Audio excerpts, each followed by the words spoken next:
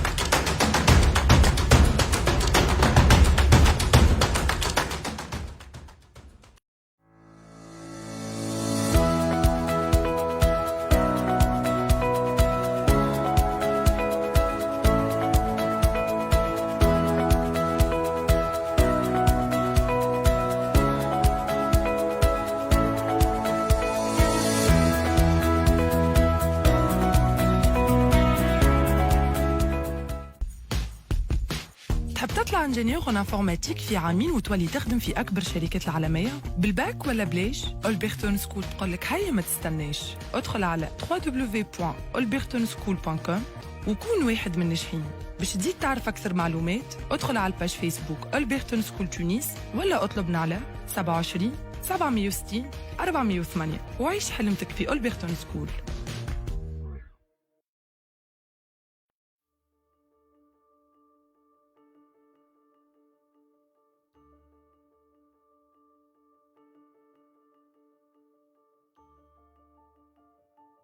Ok.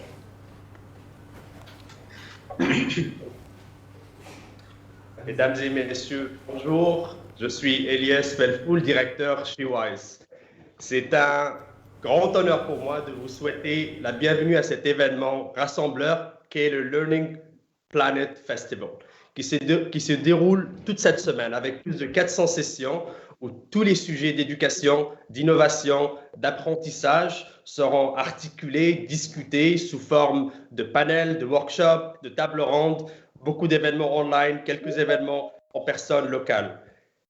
Il y a pour tous les passionnés d'apprentissage, de tous les âges, que vous soyez professeur ou apprenant, éducateur ou artiste, scientifique ou littéraire, entrepreneur ou administrateur, ce festival aura ce qui vous ravisse. Ce genre de festival et plateforme existe aussi pour les curieux. Et je pense que je ne serai pas le seul à dire qu'ils sont plus nombreux ceux qui se questionnent sur l'état de l'éducation et le mode d'apprentissage. Certes, les enjeux de notre société sont de plus en plus complexes et nécessitent une approche interdisciplinaire. Apprendre à apprendre est plus que jamais un enjeu de citoyenneté et d'économie. Wise a donc été un membre fondateur de cette alliance mondiale qu'est le Learning Planet. lancé en janvier 2020 et qui réunit aujourd'hui plusieurs centaines de partenaires dans les domaines de l'éducation, de la formation, de l'entrepreneuriat social et du développement durable.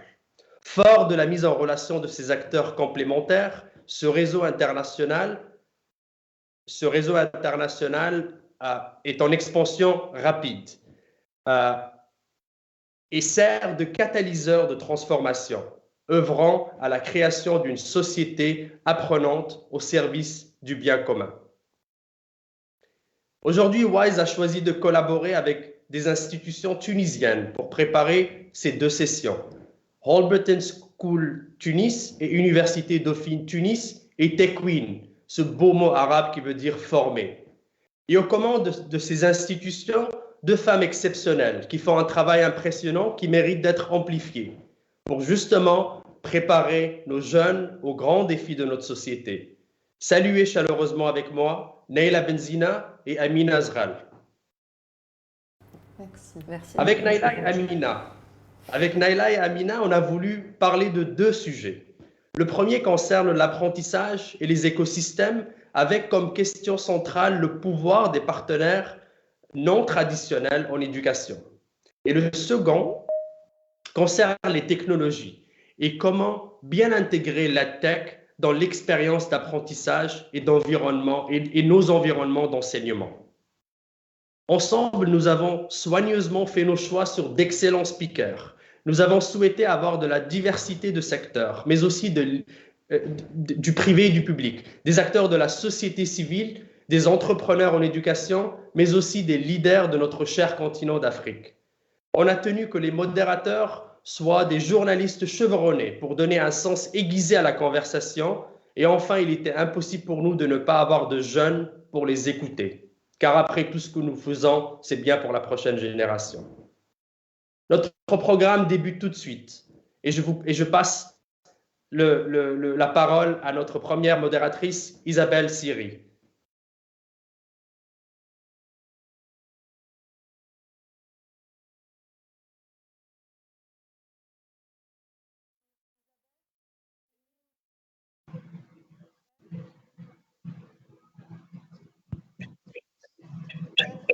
Isabelle, on t'entend pas, c'est les aléas du direct. Tu es en mute là. Pardon, excusez-moi. Donc je vais recommencer. Nous allons commencer cette heure de discussion, disais-je donc, sans que vous m'entendiez, avec ceux qui au quotidien construisent, théorisent et inventent cet univers de l'éducation, et conclure avec ceux qui sont l'objet de toutes ces attentions et de cette créativité, des étudiants. Avec par ordre d'intervention Radi Medeb, économiste, entrepreneur, leader associatif. Il est l'initiateur du projet Tunisia 88, dont il nous parlera, mais pas seulement. C'est lui qui va ouvrir le débat et nous en donner le tempo. Et j'ai choisi ce mot de tempo à dessein. Amina Zghal, qui dirige le premier campus de l'université Paris-Dauphine à l'international, qui se trouve à Tunis, qui est aussi, et je dirais même, qui est surtout une experte dans le domaine des enjeux éducationnels du XXIe siècle. Son appui, avec l'appui de Naila Benzina de la Holberton School, puisqu'elle est à ses côtés. Nous aurons aussi, parmi les participants, Siem Larif Oueslati, qui travaille au ministère de l'Enseignement supérieur et de la Recherche tunisien, et qui, tant dans le domaine gouvernemental qu'universitaire ou associatif, est une spécialiste des questions d'éducation et d'entrepreneuriat. Et pour résumer et conclure ce débat, des étudiants de Dauphine Tunis et de la Holberton School, Rim et Mohamed, sont aussi avec nous. Alors nous allons parler éducation, nous allons parler inclusion, ouverture, imagination, initiative, monde de l'entreprise, musique. Et je laisse la parole tout de suite pour commencer et planter le décor à Radi Medeb. Merci à tout le monde, merci à WISE, merci à Dauphine, à Holberton, à Isabelle. Je suis heureux d'être avec vous ce matin et je vais essayer de donner le tempo, comme disait Isabelle un instant. Plus de 2 ans après le diagnostic des premières contaminations au Covid-19, le monde peine à se sortir de la pandémie. La récession de 2020 aura été brutale et globale. Cette crise aura eu toutefois le mérite de montrer les limites du modèle de développement dominant, les défis auxquels l'humanité doit faire face et les transitions absolument nécessaires que le monde doit engager au risque de mettre en péril le vivre ensemble. Parmi ces causes, la pandémie a pointé l'usage immodéré que l'homme a fait de la nature et de ses ressources limitées. L'humanité ne pourra plus continuer à gaspiller ses ressources au même rythme. Le profit et la croissance ont été au cœur des préoccupations de tous, sans considération sur la capacité de cette croissance à générer de l'emploi, du bien-être, de l'inclusion et de la solidarité, bref, du développement. Le monde s'est trouvé à nu avec des systèmes de santé et d'éducation fonctionnant à deux vitesses. Souvent un système public démuni, incapable de faire face à la pandémie et de soulager la peine des plus et un système privé performant, inaccessible à la majorité. Les systèmes d'éducation n'ont pas été épargnés par ces disparités majeures. La pandémie et le confinement général de la population qui en a souvent résulté ont approfondi le gap entre l'éducation publique peu dotée de moyens et l'éducation privée connectée et performante. Un peu partout dans le monde, les connectés, les pourvus, se sont adaptés aux contraintes de la pandémie et de ses exigences de distanciation sociale. Les cours à distance, les réunions en mode virtuel ont remplacé sans grands effets les cours en présentiel et les réunions en mode réel. Bien mieux, ceux qui ont su s'adapter, maîtriser les outils de la technologie et de la communication,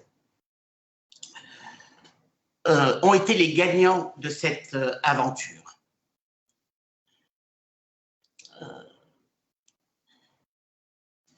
Non seulement ils ont fait des économies, mais ils ont amélioré leur qualité de vie. Ceux qui sont sortis le mieux, que ce soit au niveau des individus ou des pays, ont été systématiquement ceux qui étaient préparés à une plus grande résilience. Le défi aujourd'hui est de donner à chaque citoyen du monde les outils de cette résilience, la capacité de s'adapter à des situations nouvelles, de raisonner, d'analyser et d'innover face à des situations complexes et inusitées. L'éducation doit être rénovée pour permettre et accompagner ces multiples transitions. Le monde a profondément changé. Les modes de transmission du savoir, mais aussi les contenus de ces savoirs, doivent évoluer. Le philosophe Michel Serres nous rappelle que dans l'histoire de l'humanité, il y a eu 3 moments de rupture.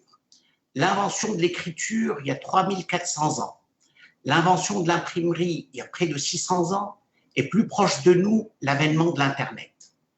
Les 2 premières ruptures ont transformé radicalement le mode de transmission du savoir. Avec l'invention de l'écriture, l'humanité est passée de la préhistoire à l'histoire. Elle est passée de la transmission verbale à celle écrite. Elle a commencé à capitaliser sur les savoirs accumulés. L'invention de l'imprimerie a permis d'accélérer la diffusion du savoir. Aujourd'hui, la révolution technologique ne bénéficie pas encore à tous les citoyens du monde de la même manière. Les systèmes d'éducation n'ont pas toujours tiré les leçons de l'infinie disponibilité de l'information que nous procure cette révolution.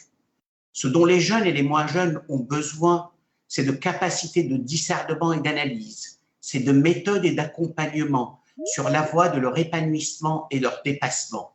Ils ont envie, ils ont besoin de repousser les limites du possible, de passer du statut de consommateur à celui d'acteur, de partie prenante et de citoyen responsable.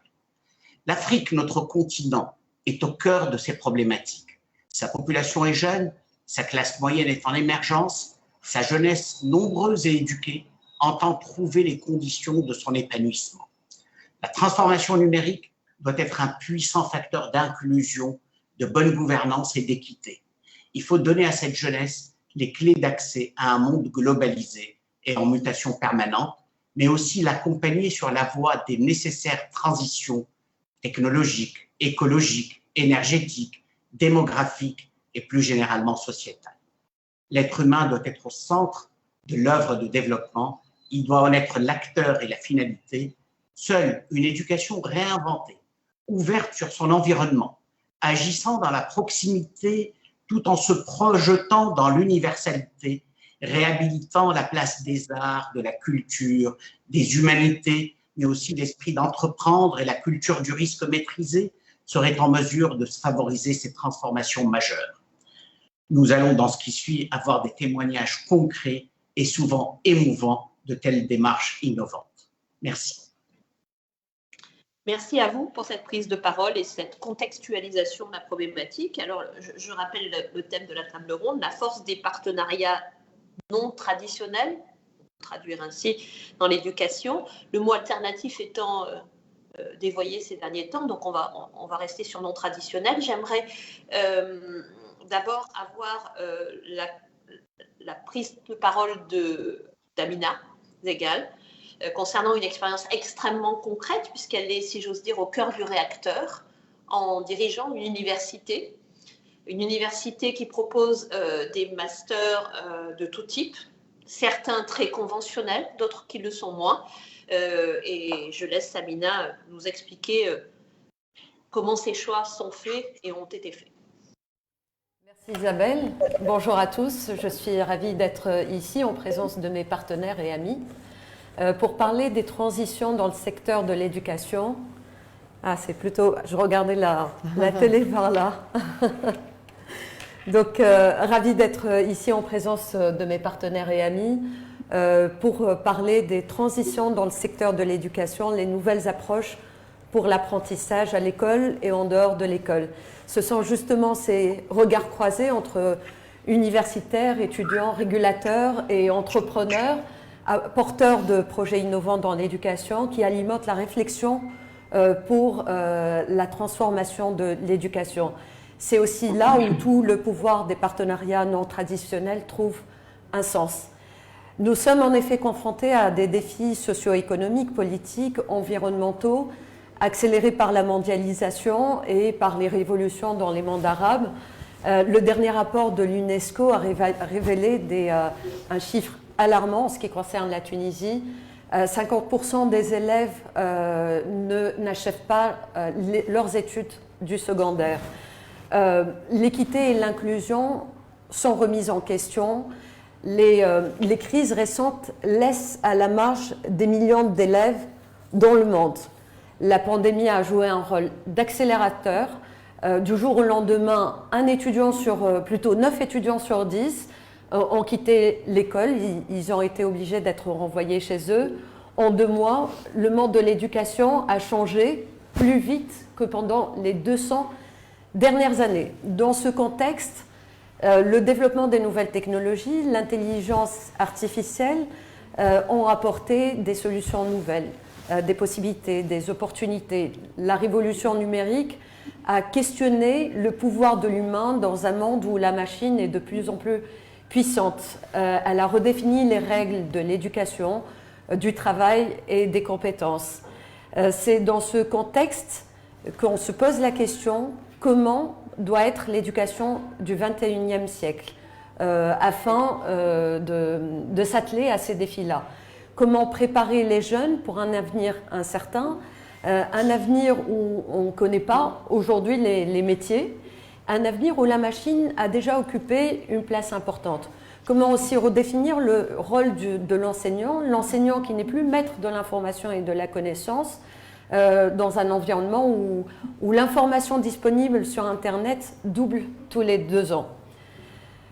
Je pense que des réponses possibles à ces défis résident dans une éducation fluide, un nouveau modèle de l'apprentissage, un modèle qui mêle le meilleur des espaces éducatifs, physiques, et numérique. Et c'est justement le sujet du deuxième panel. Cela tout en favorisant des nouvelles formes de collaboration, des collaborations notamment avec l'intelligence artificielle, car tout travail répétitif doit être remplacé par la machine pour laisser la place au travail créatif, en offrant un mix optimal entre les soft skills et les hard skills. Et j'ai tendance à favoriser, à l'ère du numérique, les soft skills les compétences que la machine ne peut pas remplacer, on les connaît, on les appelle aussi les 4C, communication, collaboration, créativité et pensée critique. L'objectif étant désormais de former des autodidactes tout au long de la vie, capables de se former par eux-mêmes pour être des citoyens du monde, des penseurs critiques et des humains agiles. Alors, concrètement, comment cela peut s'articuler? Cela peut s'articuler sur 3 axes. Le premier axe étant le décloisonnement de la salle de classe. Et cela fait partie des recommandations du rapport de l'UNESCO. Lorsque les élèves apprennent dans le contexte du monde réel, ils sont automatiquement équipés d'outils et de compétences pour gérer demain ou pour trouver des solutions aux problèmes du monde réel. L'environnement d'apprentissage doit inclure d'autres institutions comme les centres culturels, les centres d'art, les bibliothèques, les classes de jardin, les théâtres pour élargir les perspectives. Le lieu d'apprentissage est bien plus qu'un bâtiment. Le deuxième axe consiste à ériger l'art et la culture comme étant un principe de base pour l'éducation. Introduire l'art dans l'enseignement et dans les programmes de l'université et faire des étudiants de futurs consommateurs de la culture. Et là, j'aimerais prendre des références de certaines institutions aux États-Unis. Par exemple, à Yale School of Medicine, les étudiants aiguisent leur faculté d'observation au Yale Center of British Art parce que la recherche a démontré que ceux qui étudient des œuvres artistiques excellent dans la détection des détails subtils dans les conditions des patients. Les étudiants de Columbia aussi, les étudiants de Columbia Medical School, sont formés à la médecine narrative parce que la plus grande partie du diagnostic est contenue dans l'histoire du patient, etc., etc. Et puis, plus encore, le master Fine Arts à UCLA aujourd'hui devient plus sélectif dans les admissions des étudiants que le MBA de Harvard. Il est un taux d'admission de 3%, alors que le MBA de Harvard, il est un taux d'admission de 10%.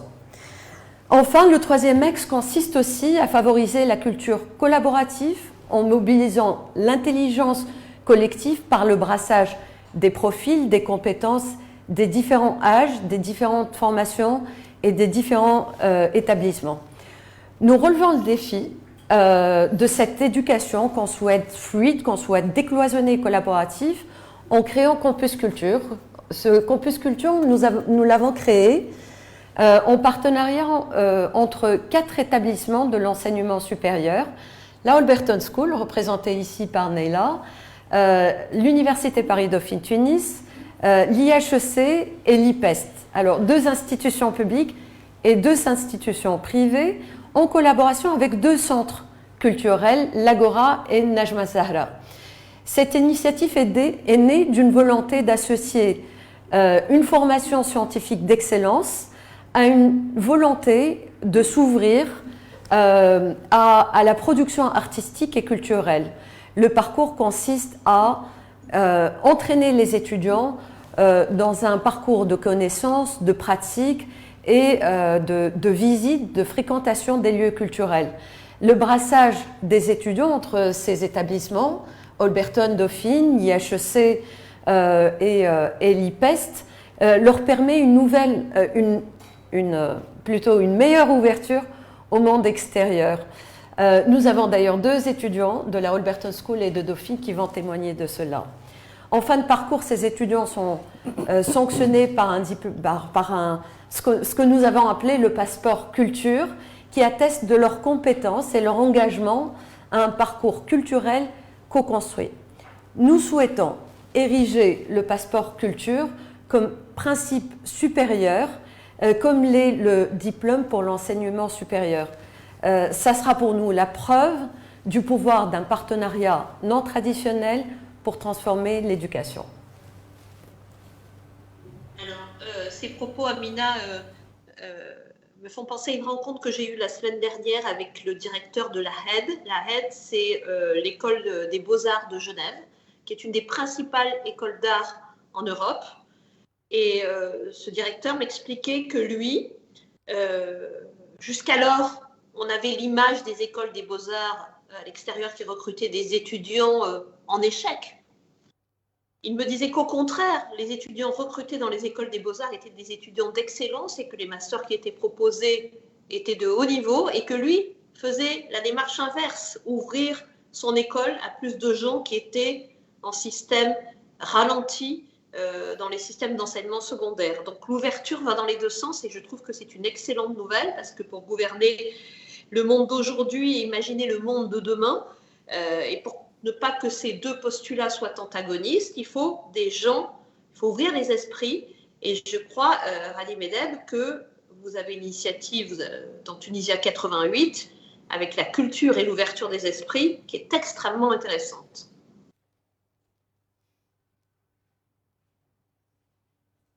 Merci.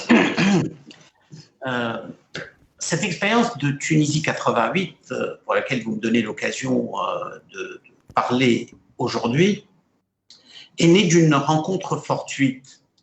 En 2012, j'ai rencontré un pianiste américain, Kimball Gallagher, qui courait le monde, né à Boston, établi à New York. Il passait les 3/4 de l'année à courir les 4 coins du monde. Et il s'était fixé un défi, celui de donner un concert de musique classique dans chacun des endroits les plus difficiles à ce moment-là. Kaboul, Sanaa, Le Caire, Tunis, etc. Il faut dire que c'était, pour Le Caire et Tunis, ça peut paraître bizarre, mais c'était le moment de la révolution arabe et la zone était plongée, la région était plongée dans un vacarme extraordinaire. Et de notre rencontre, nous avions passé de longues soirées à discuter. Je lui parlais de la nécessité d'inventer un nouveau modèle de développement en Tunisie basé sur l'inclusion. Car ma conviction de ce qui s'était passé en 2010-2011 est que plus rien ne pourra plus se passer comme avant, des décisions prises en haut, imposées à la base, mais qu'il fallait que les décisions soient appropriées, soient générées de manière collective autant que possible, et surtout appropriées. Et il fallait que le dénominateur commun de toutes les politiques publiques soit l'inclusion. Lui me parlait de musique et de sa capacité à adoucir les mœurs, à ouvrir des horizons et à permettre l'émergence de citoyens globaux. De cette discussion, on s'était dit, mais pourquoi ne pas créer un projet d'inclusion par la musique? Le concept était beau, mais il fallait lui donner un contenu. Nous avions rencontré les autorités et le ministre en charge de l'éducation à ce moment-là avait fait preuve d'une grande ouverture d'esprit. Il n'avait pas dit non, la musique ne fait pas partie des cursus, parce qu'il fut longtemps, il y a longtemps, il fut un temps où la musique faisait partie des cursus d'enseignement des lycées en Tunisie, mais ce n'est plus le cas depuis très longtemps. Donc il n'a pas fait preuve de rigidité. Au contraire, il a dit, je vous ouvre les lycées, dites-moi ce que vous voulez faire et comment vous voulez le faire. J'ai une seule contrainte, je n'ai pas d'argent à vous donner. L'ouverture des lycées était déjà quelque chose d'extraordinaire pour nous. Et donc, on a commencé par baptiser le projet Tunisie 88, qui était un clin d'œil aux 88 touches du clavier d'un piano, mais en même temps, l'objectif pour nous était de réaliser 88 concerts essentiellement en milieu scolaire et d'impulser à partir de là la création de clubs de musique dans ces lycées. L'inclusion nous a imposé de faire que les 88 concerts soient répartis sur les 24 gouvernorats du pays. Donc nous avons réalisé 3 concerts par gouvernorat. Il y en avait 24, c'était 72, et le reste, c'était des concerts publics à Tunis, à Carthage et ailleurs. Et Et chaque concert était l'occasion de susciter la vocation des élèves et de les amener à s'organiser de manière autonome pour constituer un club. Donc, dans son apparence, le projet peut apparaître comme étant la réintroduction de l'enseignement musical en milieu scolaire. Mais dans la réalité, il était très différent de cela. Il est très différent en ce sens que ces clubs étaient dirigés par les élèves eux-mêmes, ne rentraient pas dans la hiérarchie du lycée et n'étaient pas soumis à l'organisation du lycée en lui-même. Ils étaient dans le lycée, mais ils bénéficiaient d'une grande liberté. Et là, c'était la grande difficulté, c'était comment faire admettre aux directeurs et aux proviseurs de lycée qu'il pouvait y avoir des activités au sein même du lycée qui pouvaient apparaître comme des activités ludiques et non éducatives au sens classique du terme, menées de manière originale, en dehors des cadres habituels, et qui pouvaient bénéficier de la bienveillance quand même du lycée. Je voudrais d'abord parler de la manière dont les clubs étaient créés. On organisait un concert dans le lycée, mais un concert pas formel, mais un concert didactique, où les artistes, Kimball Gallaher en tête, mais accompagnés de plusieurs musiciens tunisiens, dialoguaient avec les élèves. Ils les amenaient à partager la pratique de la musique, à toucher aux instruments, à jouer eux-mêmes des instruments, à découvrir les instruments. Dans beaucoup de cas, ils étaient dans une expérience tout à fait nouvelle. Ils n'avaient jamais touché un piano, ils ne l'avaient jamais vu qu'en photo ou à la télévision. Et après un dialogue avec les élèves, un dialogue musical pendant 1 heure, on leur demandait qui voulait faire partie d'un club que l'on se proposait de créer, qu'on leur proposait de créer. Et en général, il y en avait une 50aine sur les 200 qui avaient assisté, c'est la taille moyenne d'un lycée, sur les 200 qui avaient assisté à la manifestation, il y en avait une 50aine qui voulaient faire partie du club. On leur demandait à cette 50aine d'élire leur leader. Et là, les vocations s'exprimaient. Il y en avait, sur la 50aine, il y en avait 6, 7, 8 qui voulaient être leaders du club. Ils prenaient la parole, ils s'adressaient à leurs camarades et ils expliquaient que s'ils étaient élus, voilà comment ils dirigeraient le club, comment ils faciliteraient la vie entre le club et son environnement, que ce soit la direction du lycée, les parents, l'environnement local, etc. Il s'ensuivait une élection. On ramenait une urne transparente et les élèves, à bulletin fermé, élisaient leur leader. En fait, c'était là un exercice d'apprentissage de la citoyenneté et de la démocratie qui ne disait pas son nom, puisque les élèves le faisaient de manière ludique et sympathique et ils s'amusaient en apprenant la démocratie. Comme M. Jourdain, il faisait de la prose sans le savoir. Nous avons mené l'expérience sur les 72 lycées. Nous avons ensuite demandé au ministre de l'Éducation, qui n'était plus le même, les ministres ont changé, on en a eu 5 sur les 5 années de développement du projet, de développer le projet, d'étendre l'expérience à l'ensemble des lycées de la République. 586. C'était une gageure, il fallait mobiliser de l'argent, il fallait mobiliser des moyens, mettre en place une gouvernance complètement différente de celle qui avait permis d'établir les 72 lycées. Aujourd'hui, les 586 lycées sont dotés de clubs qui fonctionnent. Cette expérience a touché plusieurs dizaines de milliers d'élèves, dont plus de 10 000 pratiquent encore de la musique de manière continue. Sur les 10 000 qui sont répartis sur les 586 lycées, il y en a beaucoup d'entre eux qui ont reçu des formations à des choses qui peuvent ne rien avoir avec la musique, mais nous avons organisé systématiquement des formations au leadership, des formations à la créativité, des formations à la composition musicale aussi. Nous avons doté ces lycées de centaines d'instruments de musique, 88 pianos, professionnels, offerts à 88 lycées.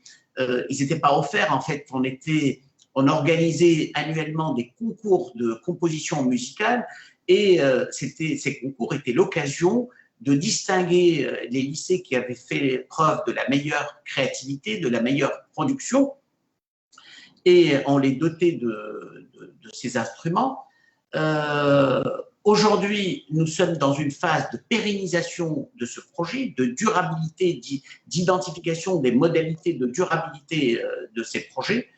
Les besoins sont beaucoup moins importants puisque l'infrastructure est là. Et je voudrais tirer quelques leçons de cette expérience. D'abord que les talents existent, là où on les suppose le moins. Le tout est de leur donner l'occasion de s'exprimer et de pouvoir se développer. Et nous avons découvert des talents absolument extraordinaires dans les 4 coins de la République. Ils ne sont pas nécessairement liés à des régions où les parents ont les moyens. Les talents en matière musicale et en matière d'art ne sont pas déconnectés des talents globaux, puisque parmi les élèves les plus brillants en matière musicale, nous avons eu plusieurs d'entre eux qui ont candidaté et qui ont été admis dans les plus grandes universités américaines et ailleurs. Certains d'entre eux ont eu des bourses globales pour pouvoir mener leurs études. Ils ne l'auraient jamais eu s'ils n'étaient pas passés par une expérience comme celle-ci. Ce sont les élèves eux-mêmes qui ont développé la démarche pour pérenniser le projet. On a vu des jeunes de 18 ans, 19 ans, moins de 20 ans pitcher face à des chefs d'entreprise, leur présenter leur projet avec beaucoup de conviction. Et c'est vraiment extraordinaire parce que ce sont des choses que l'on n'apprend pas naturellement à l'école, mais qu'ils ont appris à travers cette expérience. Et aujourd'hui, ce sont les jeunes, à travers leur propre organisation d'alumni, les anciens de cette expérience, qui encadrent les nouveaux, qui les accompagnent et qui les amènent à s'épanouir. Il y a une solidarité qui s'est instaurée, il y a un retour sur expérience qui est extrêmement intéressant et j'espère que l'expérience va continuer. Voilà. Oui, bah en tout cas, d'après ce que vous en décrivez, on le souhaite de tout cœur. Donc, vous avez parlé transitionnel avec beaucoup de culture, et ça, je trouve ça formidable. Nous allons peut-être parler des chaînons manquants avec Siem. Vous êtes celle qui pouvait nous aider à comprendre comment favoriser, comment appliquer dans le monde réel toutes ces initiatives, comment les aider à se pérenniser. Alors, j'ai envie de vous poser une première question, puisque vous avez une double expérience. Où est la réponse? Est-elle gouvernementale ou est-elle associative? D'accord, merci beaucoup pour cette introduction. Merci à vous tous, tout d'abord pour ce panel, pour cet excellent sujet qui est vraiment d'actualité aujourd'hui. Et je suis ravie d'être avec vous aujourd'hui et de réfléchir aussi à cette question. Donc, tout d'abord, je vais peut-être commencer par quelques constats. Donc, tout d'abord, les systèmes éducatifs les plus performants et les mieux classés aujourd'hui sont les systèmes asiatiques, scandinaves, selon le classement PISA, qui est pour l'éducation, et aussi les systèmes anglo-saxons pour l'enseignement universitaire. Donc là, peut-être on doit réfléchir dans ce cadre. Qu'est-ce qu'ils ont en commun, tous ces systèmes? Donc, ces systèmes, ils sont basés sur l'épanouissement des individus et sur la multidisciplinarité des compétences. Donc, deuxième constat, c'est qu'aujourd'hui, je pense Amine a déjà évoqué ça, donc avec la mondialisation, le développement des technologies, on observe en fait des changements profonds dans les métiers de demain. Donc, plus encore, on a une étude qui a été faite par Dell Technologies et l'Institute for the Future. Donc, 85% des métiers en 2030 n'ont pas encore été inventés. Donc, plus que les hard skills, on parle beaucoup de hard skills, on parle beaucoup de soft skills. Aujourd'hui, on évoque aussi un nouveau type de compétences qui est requis, telles que l'innovation, la créativité, la flexibilité, la persévérance. Et ce sont les compétences du 21e siècle. Donc, en fait, c'est deux constats. nous pousse à repenser la finalité de l'éducation, qui doit permettre aujourd'hui le développement des individus et la formation de citoyens responsables. Et donc, dans ce cadre, on doit aussi réfléchir à un nouveau modèle en fait, de l'université et les méthodes d'enseignement qui doivent évoluer aujourd'hui pour accompagner ces changements et promouvoir, encourager le développement de nouvelles compétences, de ces nouvelles compétences. Donc, il s'agit en fait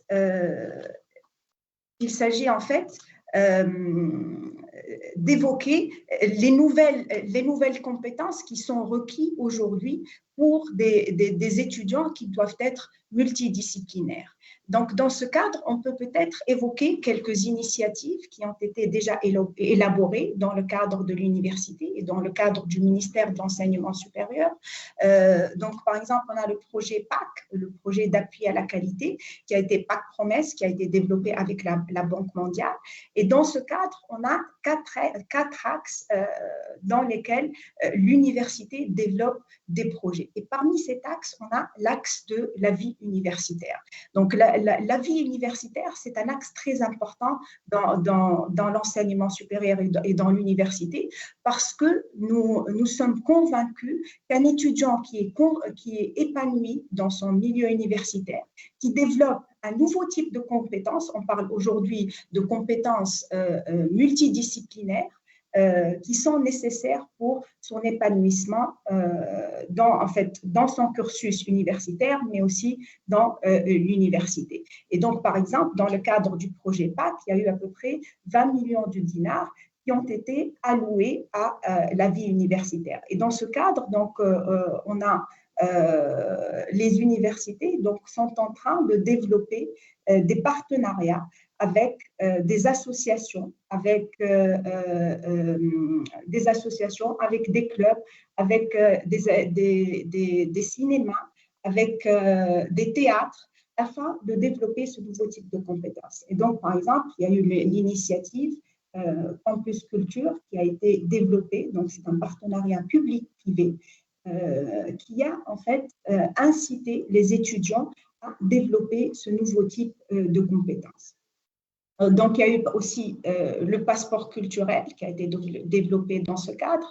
Il y a aussi d'autres activités où on amène en fait les étudiants dans des disciplines différentes à travailler ensemble. Dans ce cadre, par exemple, on appelle les étudiants dans des écoles de commerce, des écoles de business, à travailler avec des étudiants dans des écoles d'architecture pour qu'ils développent leur bibliothèque et que ça soit dans le cadre de leur projet de fin d'études.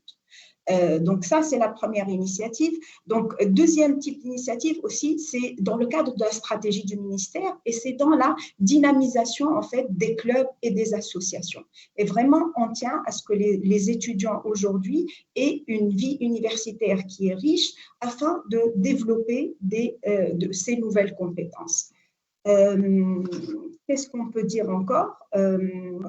Là aussi, peut-être, en matière de cursus, il s'agit aussi d'intégrer en fait de nouveaux modules dans les cursus universitaires. Et là, en tant que j'ai beaucoup travaillé sur tout ce qui est entrepreneuriat, je dois en fait citer l'entrepreneuriat dans ce cadre, surtout que la Tunisie, quand même, elle a été pionnière dans le développement du Startup Act, qui est le premier cadre réglementaire en Afrique qui promouvoit et qui encourage la création de startups.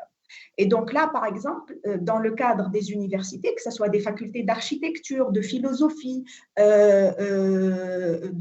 beaux-arts, on les incite à avoir des matières transversales, par exemple, comme l'entrepreneuriat. Et là, on pousse en fait ce brassage entre les différentes disciplines qui doit encourager tout ce qui est créativité et innovation.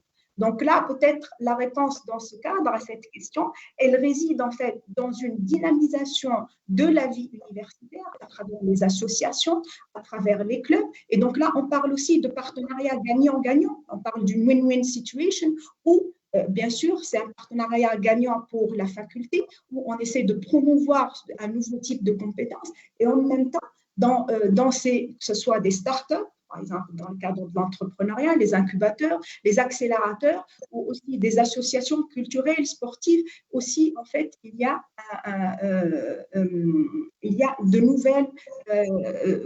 de nouvelles contributions, une amélioration en fait du paysage culturel en Tunisie. Donc peut-être là, notre objectif en tant que ministère, c'est vraiment de multiplier ce genre d'initiatives, de partenariats, afin de développer ces compétences du 21e siècle. Et là, peut-être, là, on peut aussi évoquer Steve Jobs, et quand il a, par exemple, pris les cours d'art et les cours de calligraphie, ils lui ont servi par la suite pour développer, en fait, le Mac, le design des lettres pour l'ordinateur Mac. Et donc là, il s'agit de connecting the dots. Donc là, on incite aujourd'hui les étudiants à être multidisciplinaires, à avoir un maximum de compétences, et aussi des compétences aujourd'hui qui sont non conventionnelles, parce qu'aujourd'hui, le paysage en fait, professionnel, les métiers sont en train d'évoluer. On n'est même pas capable aujourd'hui de définir quelles sont les compétences qui sont nécessaires pour les métiers de demain. C'est pourquoi on invite tout le monde à avoir un profil pluridisciplinaire, à avoir le maximum de compétences qui vont lui servir dans leur vie par la suite. Super, superbe. Je pense que toutes les volontés sont réunies. J'ai envie de poser une question à Elias, une question de carrefour, en quelque sorte. Tous nos interlocuteurs et trices sont tunisiens, en l'occurrence. La Tunisie, par sa taille et par son degré d'éducation, n'est-elle pas un excellent laboratoire pour que toutes ces expériences soient favorisées, encouragées? Et ça, est-ce que la Fondation WISE a conscience de ce type de possibilités extraordinaires? Effectivement.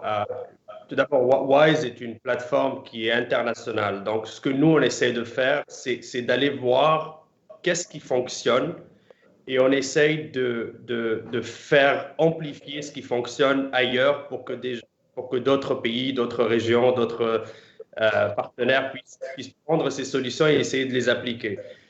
J'ai eu la chance un peu dans ce parcours avec WISE de voyager dans divers pays. Et effectivement, comme Siham l'a mentionné, il y a des pays qui sont très connus aujourd'hui par rapport à leur efficacité et succès dans leur système éducatif. On parle beaucoup des pays asiatiques, on parle beaucoup des pays scandinaves. Par contre, il y a des pays plutôt émergents qui font un travail exceptionnel. Et c'est ça que moi, quand j'essaie de faire des comparaisons avec la Tunisie, j'essaie toujours de m'inspirer de pays qui nous ressemblent en termes de GDP, qui nous ressemblent en termes d'histoire. Et ici, j'aimerais peut-être partager des observations sur 2 pays, 3 pays qui m'ont impressionné par rapport à ce qu'ils font en éducation. Et on a vu ce qu'ils font en éducation bascule à améliorer le niveau social, le niveau économique de ces pays-là. Tout d'abord, j'ai fortement été impressionné par la ville de Medellín, qui est une ville en Colombie, la 2e ville de la Colombie, qui était à 20 ans une des villes les plus violentes sur Terre. Et qu'est-ce qui est arrivé à travers les 20 dernières années? C'est une conscience et un travail de partenariat entre les 3 piliers d'une société. C'est quoi les 3 piliers d'une société? C'est tout d'abord les pouvoirs publics et tout ce qui est administration et politique. Ensuite, les pouvoirs économiques, donc le pilier économique et le capital. Et ensuite, la société civile et tout ce qui est activiste. Et donc, ces 3 forces majeures ont décidé de travailler ensemble et ont élaboré des stratégies. Et ces stratégies étaient très claires. Tout d'abord, il faut qu'on s'assure que notre prochaine génération ait les moyens et l'éducation nécessaire pour qu'ils ne vivent pas les mêmes expériences que nous. Et là-dessus, ils ont, de façon très constante, ils ont décidé de mettre environ 20% de leur capital pour justement aller dans les investissements d'éducation. Premièrement, donc et à travers tous les pays, il y a un pourcentage élevé étatique qui va en éducation. Je pense que c'est toujours dans les environs de 20-25%. Je ne sais pas c'est combien en Tunisie, je pense que ça varie des fois. Il y a des années que ça varie, ça n'a jamais été très constant, je crois. Mais je ne connais pas beaucoup, donc peut-être que M. Radi et Siham pourront nous éclairer un petit peu plus.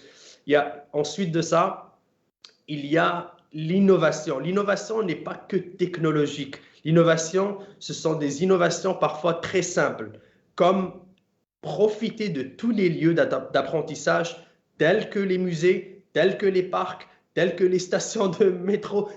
Tous ces lieux-là, en fait, deviennent des lieux où les gens apprennent. Et il faut utiliser les gens qui sont professionnels dans ces cadres-là pour justement partager leur expérience et ça devient une expérience d'apprentissage.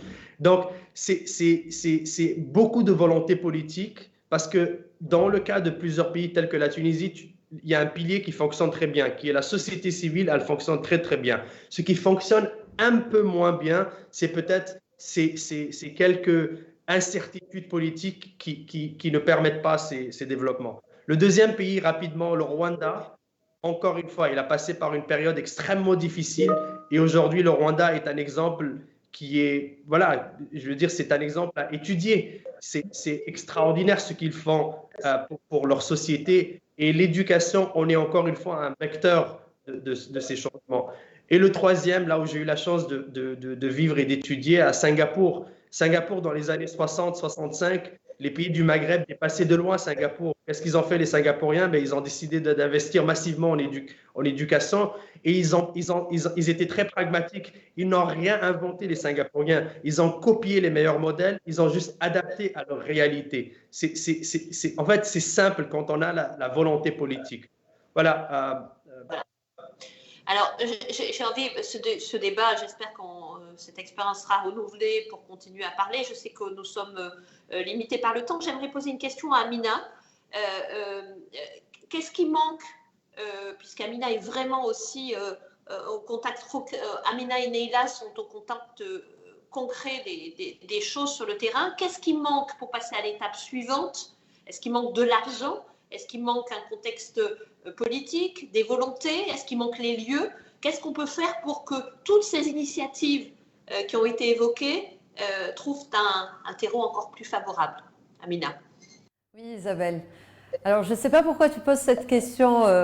C'est à moi que tu poses cette question, mais, oui. Mais effectivement, tu me donnes l'occasion de parler d'une autre initiative qu'on trouve aussi assez importante pour fédérer les efforts et pour transformer l'éducation.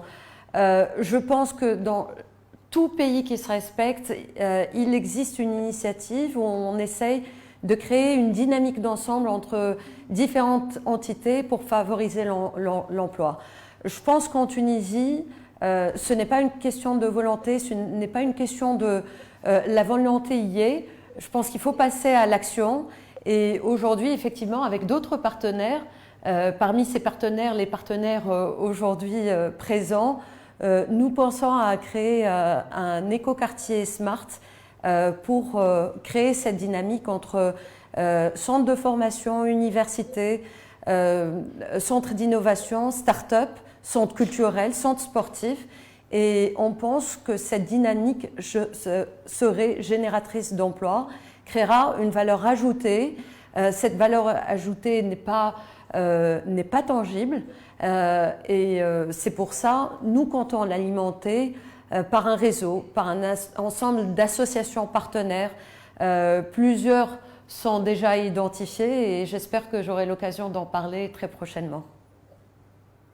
Alors, Siham Heradi aussi, sur la même thématique, en quelques mots, qu'est-ce qui manque, qu'est-ce qu'il faudrait, sans parler de manque, peut-être qu'est-ce qu'il faudrait pour amplifier encore vos volontés, vos initiatives?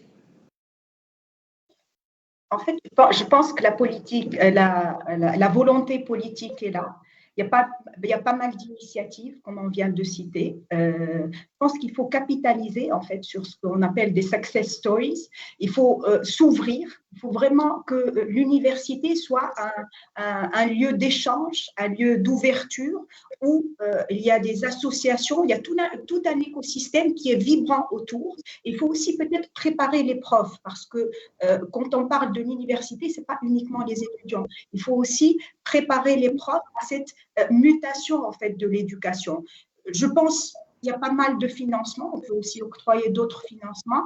La volonté est là, donc en fait, il s'agit de travailler et de s'ouvrir sur que ce soit l'environnement national, mais aussi international, parce qu'aujourd'hui, c'est important d'évoluer. Aujourd'hui, on parle de citoyens du monde, on parle d'un modèle d'éducation universelle. Il faut vraiment s'ouvrir sur l'écosystème national, mais aussi international. Il faut accompagner en fait ces nouveaux changements dans l'université. Il faut capitaliser sur des expériences, en fait, comme l'expérience de Tunisie et là, on est vraiment plus qu'honoré de travailler avec vous, Sirad. Et là, je profite de cette occasion, mais il faut vraiment essayer de multiplier les partenaires et de capitaliser sur des expériences qui ont réussi. Avant de laisser la place donc aux étudiants qui feront la conclusion de ce débat, Hadi, donc voilà, vous êtes vraiment aussi au carrefour. Votre expérience d'économiste, votre expérience de leader associatif, votre connaissance du terrain, qu'est-ce qu'il faudrait faire pour vous aider? Merci. Merci Sihem pour ces paroles aimables. Ce qu'il faut faire, c'est, à mon avis, c'est projeter la Tunisie dans la modernité. C'est épouser la modernité totalement. La modernité, ce sont des valeurs, ce sont des convictions, ce sont des approches. Je voudrais relever quelques points pour illustrer mon propos sur la projection de la Tunisie dans la modernité. Nous nous félicitons tous du taux de connexion des jeunes Tunisiens. J'ai toujours dit, il y a 4,5 millions de comptes Facebook en Tunisie. Dans les statistiques internationales, nous apparaissons comme un pays très connecté. Mais la réalité est quelque peu différente quand même et il faut en être conscient pour la changer. Je prétends que sur les 12 millions de Tunisiens, il y a 7 millions qui n'ont jamais touché un ordinateur, qui ne l'ont jamais ouvert, qui ne l'ont jamais fermé, qui ne savent pas que dans un ordinateur, il y a le hard et le soft, etc. La numérisation que nous appelons tous de nos voeux et qui est une ardente obligation aujourd'hui, risque d'être une exclusion supplémentaire pour ces 7 millions de Tunisiens. Donc j'appelle, moi, à un projet national d'alphabétisation numérique. Dans les années 60, Bourguiba avait lancé un projet national d'alphabétisation des adultes. Et il parlait d'alphabétisation au sens calculer, lire et écrire. Aujourd'hui, la Tunisie, en matière d'analphabétisme habituel, est à 17,5% de taux d'analphabétisme de sa population. C'est considérable, c'est presque 2 millions d'habitants. C'est plus que ce qu'il a fallu pour élire un président de la République en 2014, etc. Donc, vous voyez le gisement énorme d'analphabètes manipulables et probablement manipulés. Mais c'est en même temps le taux d'analphabétisme le plus faible dans le monde arabe, 17,5%. Mais ça reste énorme.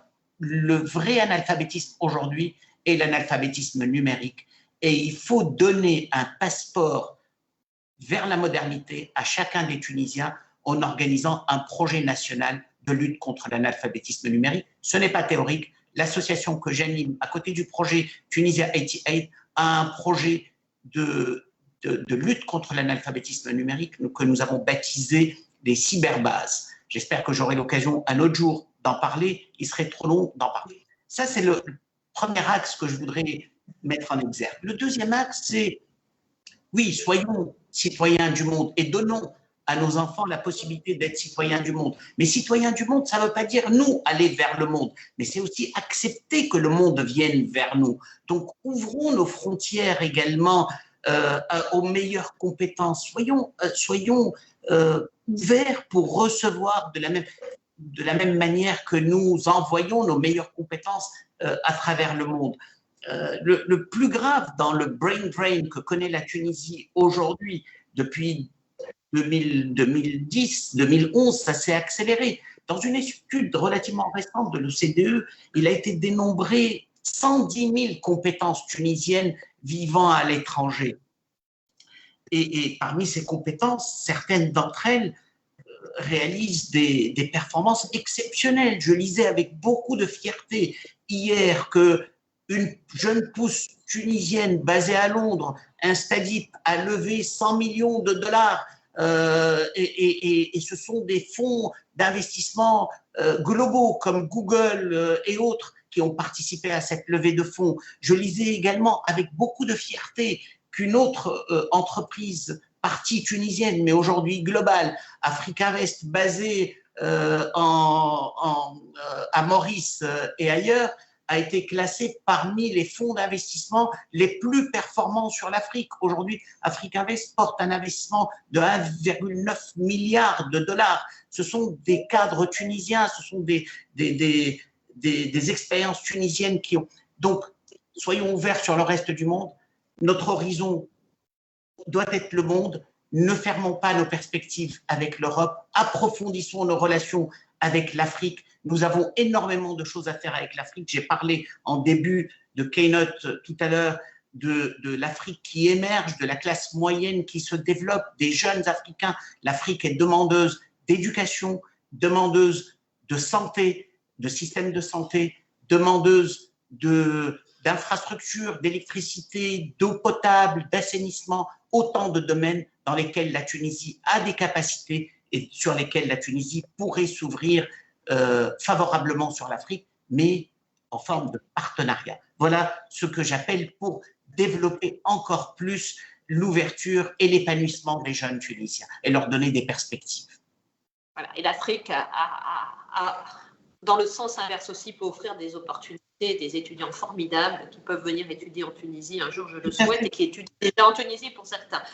Alors, les étudiants de Alberton et de Dauphine sont-elles ici avec nous pour le mot de la fin de ce débat, puisque nous sommes en fin et nous allons devoir laisser la place aux autres participants des panels suivants.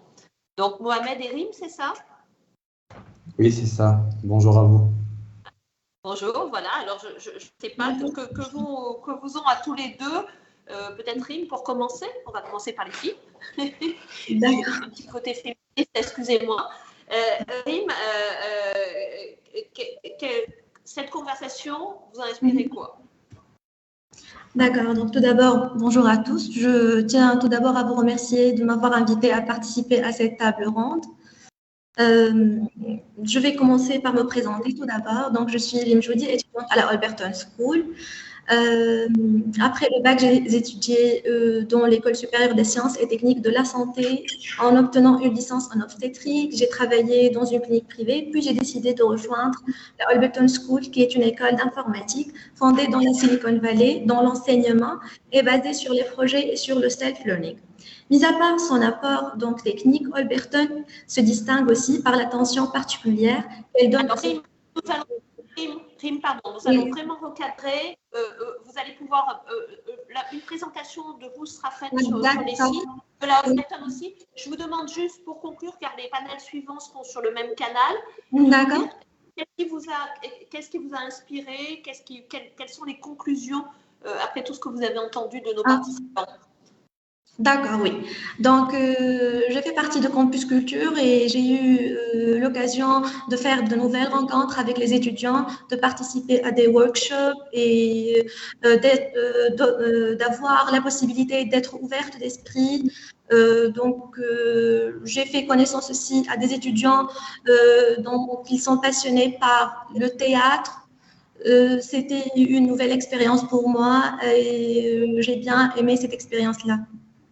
Alors, en 2 mots, quel est votre principal espoir et quelle est votre principale crainte pour l'avenir? Pour l'avenir, j'aimerais beaucoup que les étudiants être des acteurs de la vie culturelle, Donc, donc j'ai peur que comme le théâtre, donc de nos jours n'est pas plus important comme ailleurs. Donc, j'aime que les étudiants prennent de l'espace pour dire tout ce qu'ils veulent, pour être efficaces et avoir leur liberté de faire des nouvelles rencontres et d'être des acteurs dans la vie culturelle. Alors, ça c'est bien parce que tant Amina, Hadi, Siem, tous ont parlé d'ouverture, d'opportunités, donc ça correspond parfaitement à ce que vous attendez, Rim. Et empathie, vous avez rajouté cette valeur et c'est très important. Mohamed, de votre côté, quelles sont les conclusions en ayant écouté les participants? Vous avez des espoirs, vous avez des craintes, vous avez des attentes? Je pense que j'ai... disons, je dirais que j'ai des espoirs, un espoir. Je pense que déjà, d'après ce que j'ai entendu au cours du panel, ce dont les étudiants tunisiens auraient besoin, ce serait principalement une certaine sensibilisation, en fait, principalement une sensibilisation à l'art, à la culture, pour essayer de faire naître ou en quelque sorte propulser certaines passions que même eux seraient en train en fait de cultiver ou dont ils ne seraient pas vraiment au courant. Et ça les aiderait en fait à justement construire leur personnalité ou ça les aiderait beaucoup à long terme. Pour moi en fait, j'ai de l'espoir de ce côté-là, surtout et pas forcément en fait par rapport au milieu de l'éducation. Mais je trouve qu'en fait, ce genre d'initiatives, comme par exemple avec Campus Culture, ce sont de belles initiatives en fait pour essayer de, disons, mettre sur le devant de la scène les différentes passions, différents intérêts en fait qui ne sont pas forcément inscrits dans les cursus universitaires habituels des étudiants, à les faire travailler en équipe, à les faire en fait débattre, à leur faire en fait, disons, les pousser à faire usage de leur sens critique dans certains domaines qui sont dans un sens plus abstrait, peut-être encore une fois, que ce qu'ils suivent durant leur cursus universitaire. Et donc, voilà. Donc, ouverture, empathie, modernité, culture. J'ai entendu tous ces mots lors de ce débat. J'espère vous retrouver en Tunisie ou ailleurs pour poursuivre cette conversation. Je trouve que votre pays, la Tunisie, est un pays formidable, avec des gens formidables. Voilà. Et donc, moi, j'ai plein de... J'observe ça avec beaucoup d'attention et j'ai plein d'espoir pour le futur. Je vous souhaite à tous une excellente journée. Ce panel est maintenant terminé, mais les discussions peuvent se poursuivre, bien évidemment, en dehors. Elias est-il encore avec nous? Je ne sais pas. Bien sûr, je suis en tout cas, voilà. Voilà. Et donc, merci à tous d'avoir participé. J'espère qu'on pourra se retrouver numériquement ou ailleurs pour poursuivre cette discussion. D'accord. Merci à vous. Merci à vous. Merci à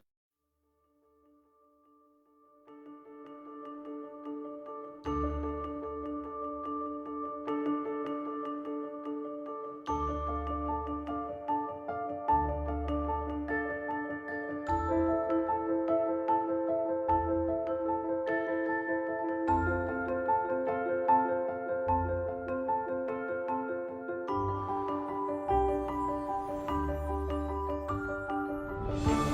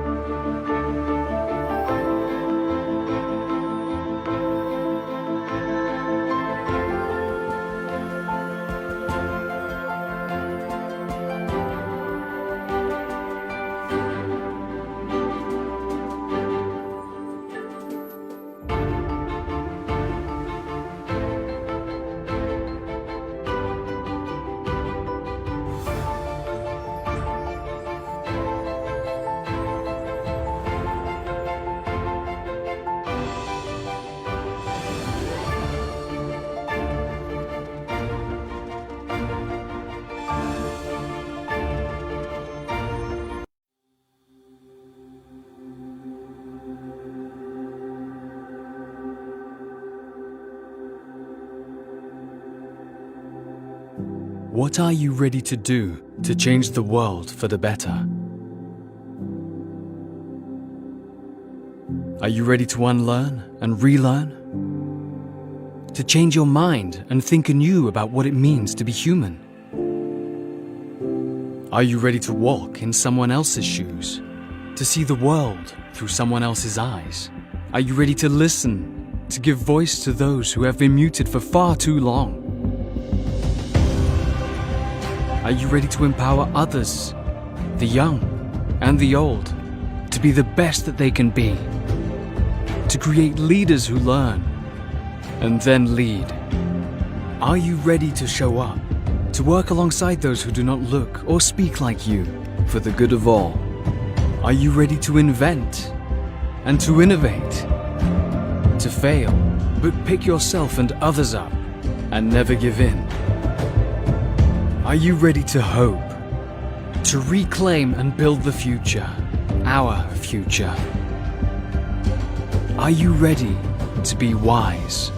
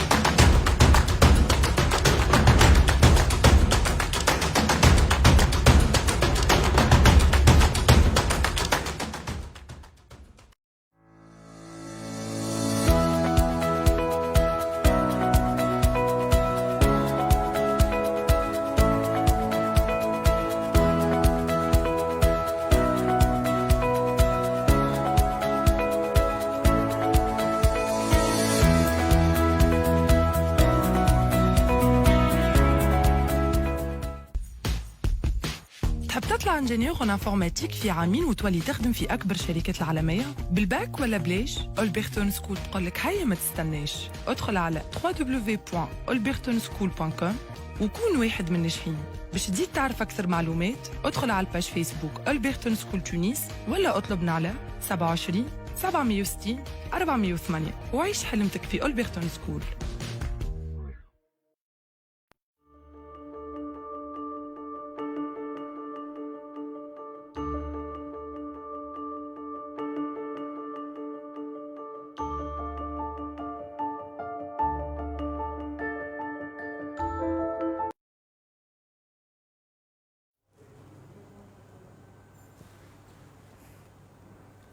Mesdames et messieurs, rebonjour. Les 2 dernières années ont vu un montant record de capitaux affluer vers l'EdTech, alors que le monde sort à peine de la phase choc de cette pandémie et commence à repenser la manière dont l'apprentissage pourrait se produire à l'avenir. Au cours des 5 prochaines années, les systèmes éducatifs du monde entier connaîtront une transformation numérique sans précédent, créant une infrastructure et des capacités qui place le numérique au cœur de l'apprentissage. On a fait une étude avec HolonIQ qui dit que d'ici 2025, le monde dépensera 7,3 milliards de dollars pour l'éducation et la formation. Et pourtant, on parle pas plus que 5% de cette somme sera consacrée au numérique.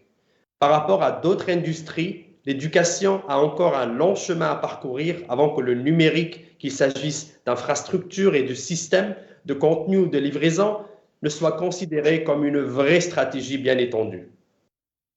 Cependant, la pandémie a propulsé le numérique au premier plan, obligeant un enseignement en ligne d'urgence. mais cette urgence a souvent été mal conçue. Elle a également révélé des lacunes importantes dans la capacité des systèmes éducatifs à atteindre les apprenants et à maintenir la continuité de l'apprentissage, avec environ 1,6 milliard d'enfants non scolarisés au plus fort de la pandémie. Bien que personne ne puisse prédire l'avenir, ce qui devient clair, c'est que les gouvernements du monde entier se préparent à faire du numérique le fondement de leur système éducatif et non un périphérique ou un bien à avoir, comme nous l'avons généralement vu jusqu'à présent. Pour en débattre de cette question de comment bien intégrer l'EdTech dans l'apprentissage, l'expérience de l'apprentissage et les environnements, nous avons un excellent panel qui va être modéré par M. Guillaume Gralet, que je passe la parole tout de suite à vous. Merci beaucoup, Elias. Comment intégrer l'expérience d'apprentissage avec l'EdTech et l'environnement d'enseignement? Alors, lorsque j'ai vu le thème de ce panel, qui est absolument enthousiasmant, j'ai tout de suite repensé aux paroles de Seymour Papert. Seymour Papert, vous le connaissez sans doute, c'est un mathématicien qui a été chercheur au MIT, né en Afrique du Sud, et qui disait souvent cette phrase: on ne peut pas apprendre tout à chaque personne. Par contre, on peut lui donner les outils d'avoir les bons enseignements au bon moment. Et c'est véritablement ce qu'on va s'employer à débattre avec, j'ai beaucoup de plaisir à avoir autour de cette table ronde, Neila Benzima, Abdoulaye Mengue, Tawhid Chtiwi et puis l'étudiant Aziz Zegal. Mais je voulais d'abord laisser la parole à Boudreddine Wali, le fondateur et PDG de Vermeg. Merci, bonjour à tous. Merci d'être là et de nous écouter sur un sujet qui touche tout le monde et surtout sur lequel aussi tout le monde a un avis, parfois éclairé et parfois simplement de on-dit, alors que c'est un sujet qui mérite plus que des conversations de café et plus que des opinions bien arrêtées. Et à cette occasion, je voulais souligner, avant qu'on démarre notre débat, un aspect qui est essentiel dans la formation et qui est souvent mis en arrière-plan, parfois qui est l'aspect lié à la psychologie et à l'état d'esprit de l'apprenant ou de l'apprenante. Vous voyez, les débats sont positionnés, école classique, école numérique. Est-ce qu'il faut des tablettes? Est-ce qu'il faut des ordinateurs? Comment on peut amener Internet, etc. Et puis, souvent, on oublie que la chose qui est essentielle, c'est la motivation de l'apprenant ou de l'apprenante et leur conviction que le chemin qu'ils vont parcourir va aboutir à un emploi, va aboutir à l'entrepreneuriat, va aboutir à quelque chose qui va les améliorer, qui va les faire progresser. Et vous pouvez prendre le meilleur enseignement, les meilleurs enseignants possibles. S'il n'y a pas ce processus psychologique, s'il n'y a pas une attention qui est portée à l'apprenant ou à l'apprenante, alors ce processus ne peut mener nulle part. Parce que la motivation, comme vous le savez, que ce soit dans l'éducation, dans le sport, dans tout travail humain, la motivation et la foi que l'on va y arriver, c'est une composante principale. Et il faut dire que ce qu'on entend chez nous, mais pas seulement chez nous, je suis aux États-Unis, les Américains disent exactement la même chose de leur système éducatif, c'est plus qu'il était, c'est la catastrophe, on forme des chômeurs et on n'en sonne rien du tout. Évidemment, ce message-là reçu par nos enfants n'est pas à même de les motiver et de les pousser vers l'excellence ou à l'intérêt à l'école elle-même. Et je ne vais pas être très très long, mais sur ces composantes-là, en fait, il y a plusieurs piliers et je voulais rapidement souligner quelques-uns d'entre eux. Le premier pilier, c'est vraiment la communication autour du résultat. Et montrer que, quand bien même, par exemple, en Tunisie, les gens pleurent tout le temps en disant l'éducation est une catastrophe, il y a quand même des milliers d'ingénieurs, des milliers de médecins, des milliers d'infirmiers qui quittent chaque année la Tunisie pour aller en Europe. Alors si l'école est si mauvaise, pourquoi l'Allemagne, le Japon, la France et d'autres pays les accueillent à bras ouverts? Il y a là un paradoxe assez mystérieux. Donc je pense qu'il faut insister d'abord plutôt que sur la technologie ou sur la renommée, vraiment s'orienter vers le résultat et communiquer sur le fait que ces cycles ou ces enseignements vont mener à quelque chose qui est rendre meilleur, rendre plus employable, rendre plus capable de s'insérer dans la société. La deuxième chose, c'est vraiment dans la motivation, il y a un processus et l'apprenant ou l'apprenante doit sentir qu'il y a un effort à faire pour pouvoir être accepté, pour pouvoir y accéder, qu'il y a un côté succès rien que dans le fait de joindre une formation ou de joindre un enseignement. Si c'est quelque chose qui est disponible et gratuit, disponible tout le temps et il suffit de pousser la porte pour y aller, ce n'est pas à même de motiver les gens. Donc il y a un processus de motivation dans le fait même de candidater ou de souscrire ou de participer. Là, le troisième élément, c'est que en cours de l'enseignement, on ne doit pas regarder que les matières, on ne doit pas regarder que le score, on doit aussi accompagner cet enseignement de communication par les anciens élèves qui ont trouvé du boulot ou qui ont créé leurs entreprises, par des success stories, par des entreprises qui viennent expliquer ce qu'elles sont en train de faire pour que il y ait un lien qui soit établi entre la formule mathématique qu'on est en train de décortiquer ou l'algorithme qu'on est en train de traiter et la vraie vie, et que ça ne soit pas quelque chose qui est stratosphérique et qui est vraiment indépendant ou déconnecté de la réalité. Et enfin, si vous m'autorisez un raccourci commercial, il y a le service après-vente, c'est-à-dire une fois que les gens ont eu leur diplôme, en général, c'est le dernier jour où il y a un contact entre l'institution et l'étudiant. Et que, voilà, une fois qu'on a fait la cérémonie, parfois avec les chapeaux à l'américaine et on les a lancés en l'air, et puis on a fait la belle photo, c'est terminé, et on a une rupture totale et on ne sait plus ce qu'ils sont devenus, on ne sait plus ce qui est arrivé. Alors que, finalement, c'est une continuité qui commence bien avant le recrutement et qui ne se termine pas avec la diplomation ou avec le certificat, mais qui continue tout au long du processus. Et donc, le contact, la finalité et la communication sont des composantes clés, beaucoup plus, pardonnez-moi, que le contenu ou la qualité des professeurs, ou est-ce que c'est une tablette 15 pouces ou une tablette 10 pouces. Voilà à peu près quelques mots d'introduction et je vous redonne la parole et merci Guillaume pour m'avoir interpellé sur ce sujet. Merci Badreddine. Donc avoir une relation à long terme qui ne s'arrête pas à l'obtention du diplôme. On en parlera tout à l'heure justement avec Tawhid qui lui a mis au point un diplôme qui, avec l'aide de la blockchain, peut s'actualiser en permanence. C'est assez novateur, moi ça m'a surpris. J'espère que ça vous surprendra également. Alors je voudrais déjà, dans un premier temps, donner la parole à Neyla Benzina. Donc Neyla, elle a plusieurs casquettes. Elle est cofondatrice et PDG de Holberton School en Tunisie. Elle est également fondatrice de Wimby. Vous savez, c'est une société de high-tech spécialisée dans la data et le digital, l'analyse de données par exemple, mais également l'intelligence artificielle, le CRM.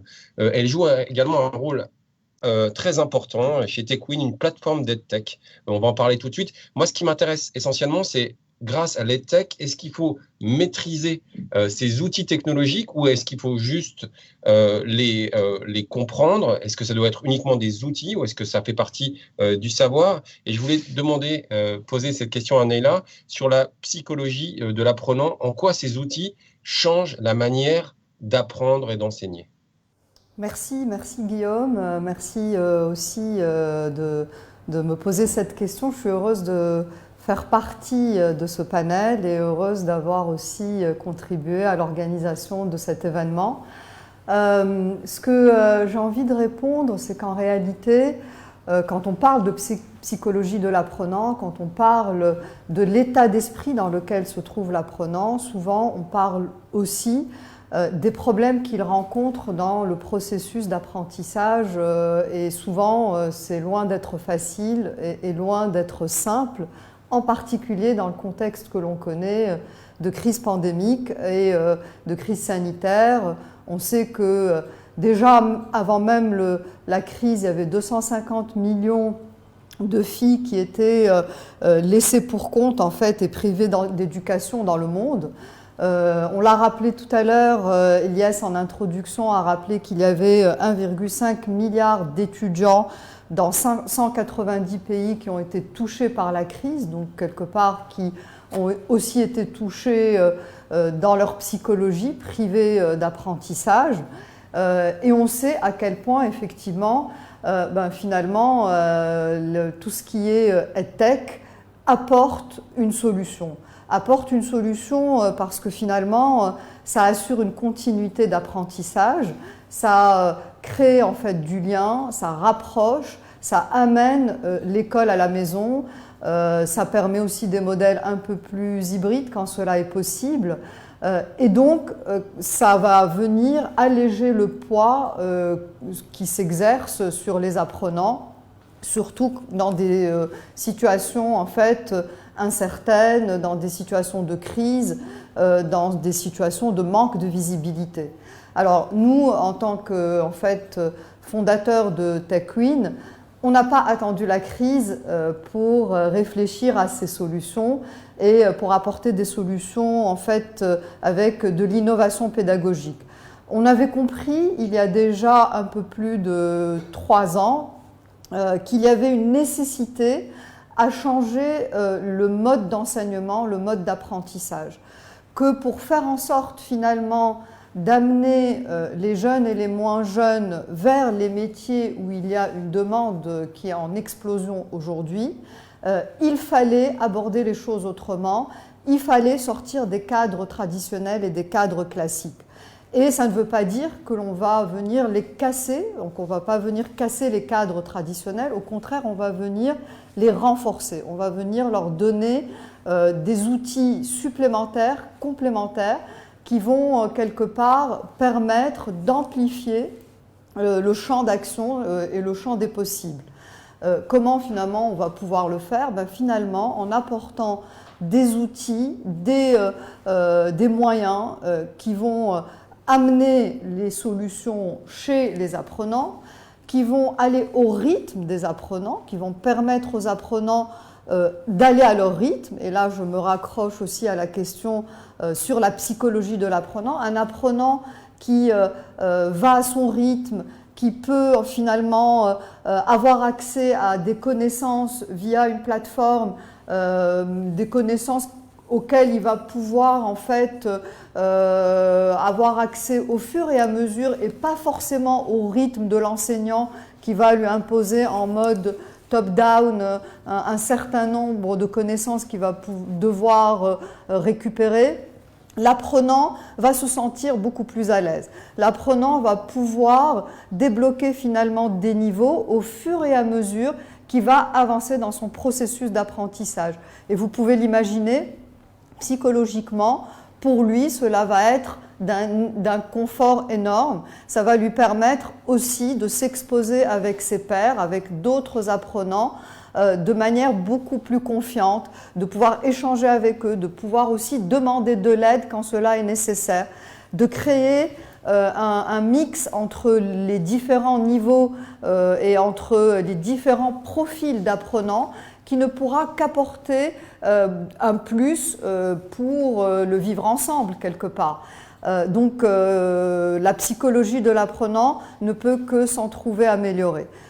Notre plateforme permet aussi, sans vouloir faire de publicité, mais notre plateforme est aussi les plateformes qui sont dans le même, qui travaillent et qui œuvrent dans le même, on va dire, créneau, permettent aux apprenants de pouvoir s'exercer chez eux en ayant une multitude d'exercices autocorrigés. Et comme on a bien réfléchi les choses, on a injecté de l'intelligence artificielle qui donne la possibilité en fait à l'apprenant d'avoir le bon exercice au bon moment, de pouvoir évoluer au fur et à mesure en fait que le niveau de difficulté arrive et la machine va lui pousser l'exercice qui va bien pour qu'il puisse accélérer au bon moment, selon son rythme, selon sa capacité en fait d'intégrer les connaissances qui lui sont en fait prodiguées. Donc quelque part, au niveau de la psychologie de l'étudiant, on est dans du gagnant-gagnant. Ce que j'aimerais aussi ajouter, c'est que ça ne joue pas uniquement sur la psychologie de l'étudiant, ça joue aussi sur la psychologie de l'enseignant, qui devient en fait finalement coach ou qui devient plutôt quelqu'un qui va encadrer et qui va donner l'essentiel plutôt que de perdre du temps sur des concepts ou sur des sujets qui n'apportent pas de valeur ajoutée.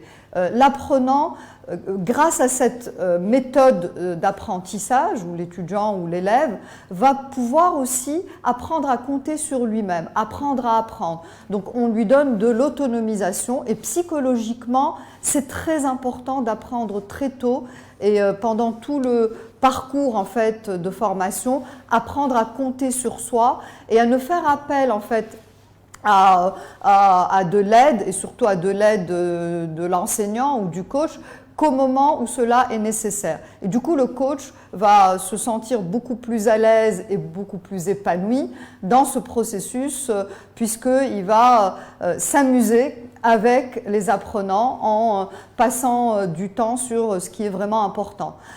Troisième élément très important, c'est la capacité y compris via une plateforme, de laisser des groupes apprendre ensemble. Et donc cela n'est pas en fait uniquement réservé aux classes où on est en présentiel, c'est aussi possible sur les plateformes où on peut créer des sous-groupes, créer des salles virtuelles, donner des cours en fait en mode live class où finalement les étudiants, les apprenants, les élèves peuvent s'entraider, peuvent échanger, peuvent discuter et donc quelque part peuvent apprendre ensemble et comprendre qu'il faut travailler en équipe pour aller beaucoup plus vite, travailler en s'entraidant, en ayant en fait au centre du processus d'apprentissage les valeurs de l'empathie, de la compassion, du teamwork qui sont aujourd'hui de plus en plus demandés dans le monde du travail.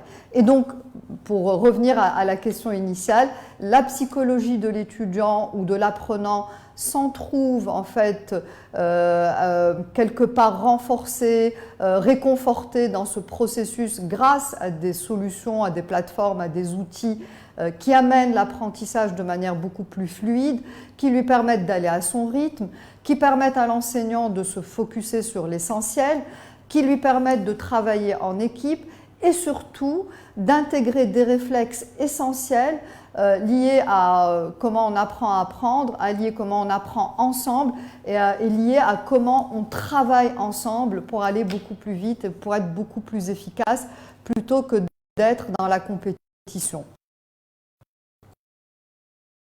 Aujourd'hui, ce mode d'apprentissage va devenir, qui n'a été qu'un accélérateur dans ce processus, puisque finalement c'était la seule solution pour apporter l'école à la maison et pour ne pas créer de rupture radicale entre l'apprenant, les étudiants, les écoliers et le monde de l'éducation. Merci beaucoup, Neila, c'est très clair, c'est enthousiasmant, de l'importance donc de la psychologie de l'apprenant, du coach également, et puis également du groupe, puisqu'on n'apprend pas tout seul, c'est ça que je trouve très intéressant avec ce que vous partagez avec nous. Alors, je voudrais maintenant qu'on laisse la parole à Abdoulaye Mengue, donc vous êtes le fondateur et PDG de Toucher, qu'on pourrait définir comme un des premiers, le premier réseau social africain dédié à l'éducation en ligne, au partage de connaissances. Et Abdoulaye, lorsqu'on s'est parlé il y a 2 jours, moi j'ai été frappé de 2 choses. D'abord, à quel point Toucher est présent ou va être présent dans un grand nombre de pays. On peut citer très rapidement la Côte d'Ivoire, le Ghana, le Maroc, le Nigeria. Et puis, surtout, à quel point vous utilisez, et ça va être ma première question, des algorithmes de l'intelligence artificielle pour adapter en permanence un savoir qui est très riche. Vous permettez de partager, entre autres, des cours de Coursera. Donc, comment vous utilisez ce machine learning, cette IA, et pour enseigner quoi? À vous, Abdoulaye. Oui, bonjour. Donc, je vous remercie donc, de cette invitation autour de cette table ronde. Je voudrais d'abord donc saluer l'excellent analyse de M. Wali et de Mme Benjima, qui font une très bonne analyse en fait un peu du secteur du digital.